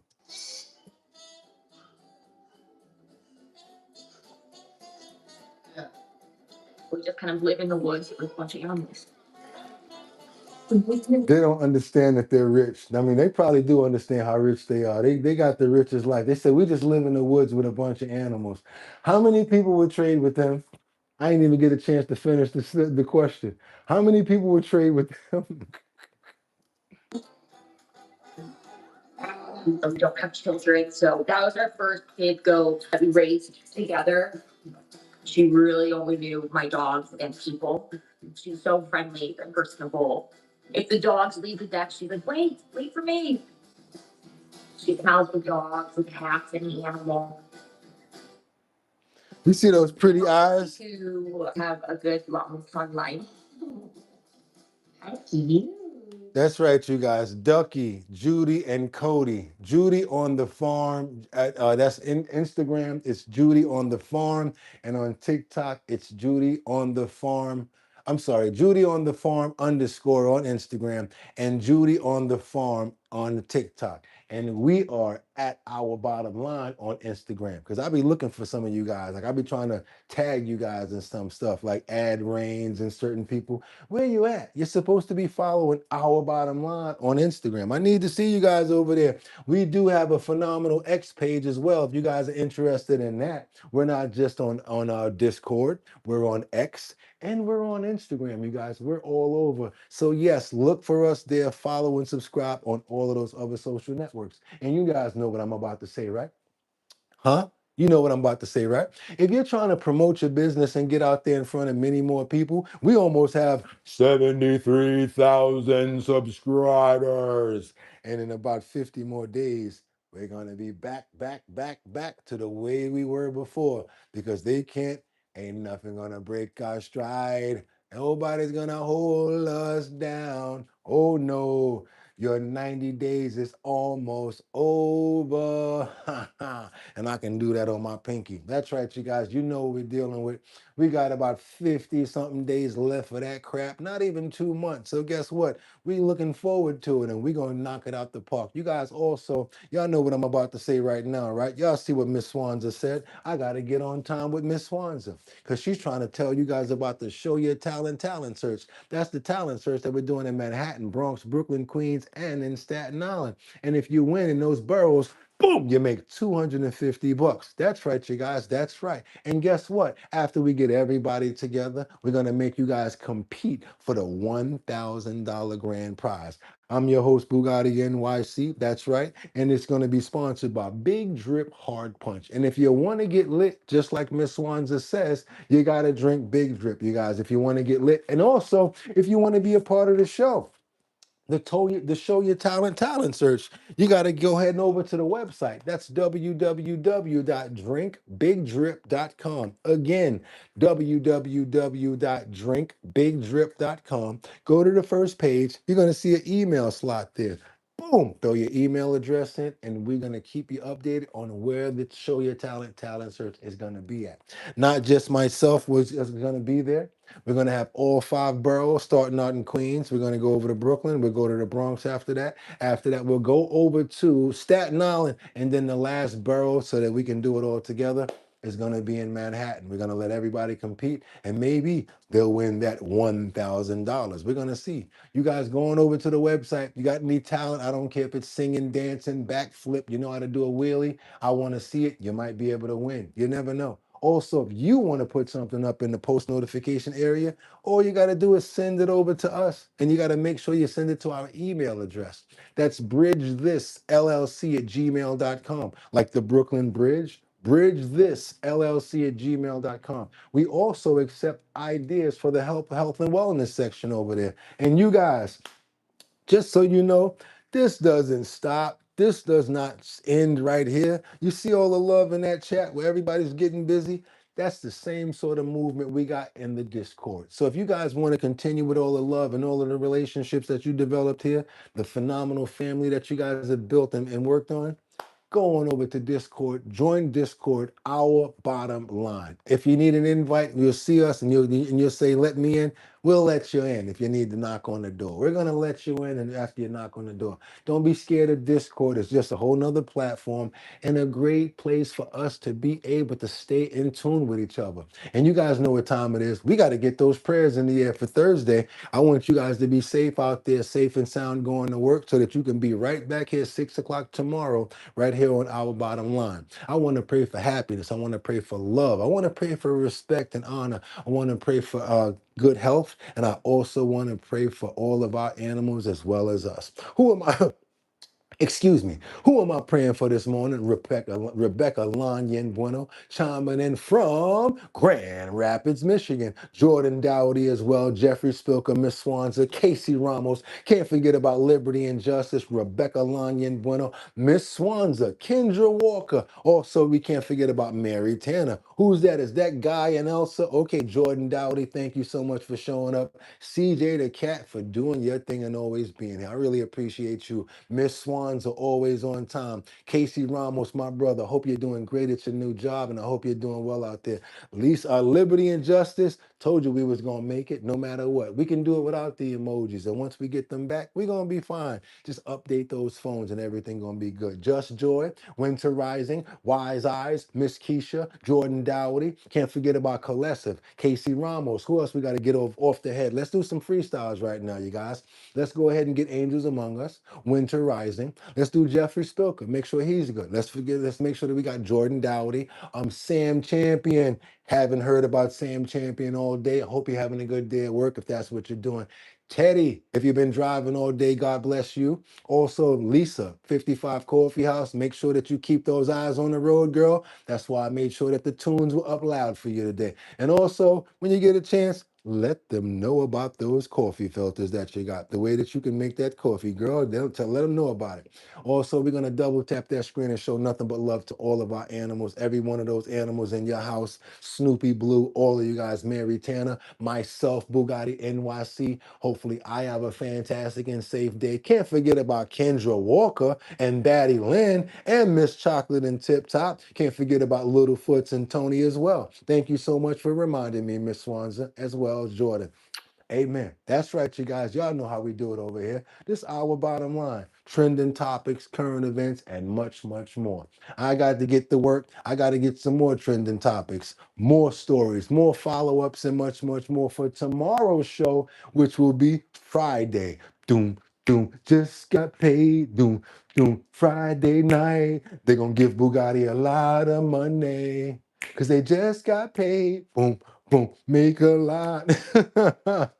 I'm just messing with you guys. It's already a lot of money when I come here because I'm blessed by the riches of having you guys. I want you guys to understand you might not have the riches of the world. You might not have every single thing that you want around you, but believe it or not, what you have around you is working for you. Make the most of it, make the best of it, build on it, get your foundation strong, and never give up. And you know what I'm going to say, right?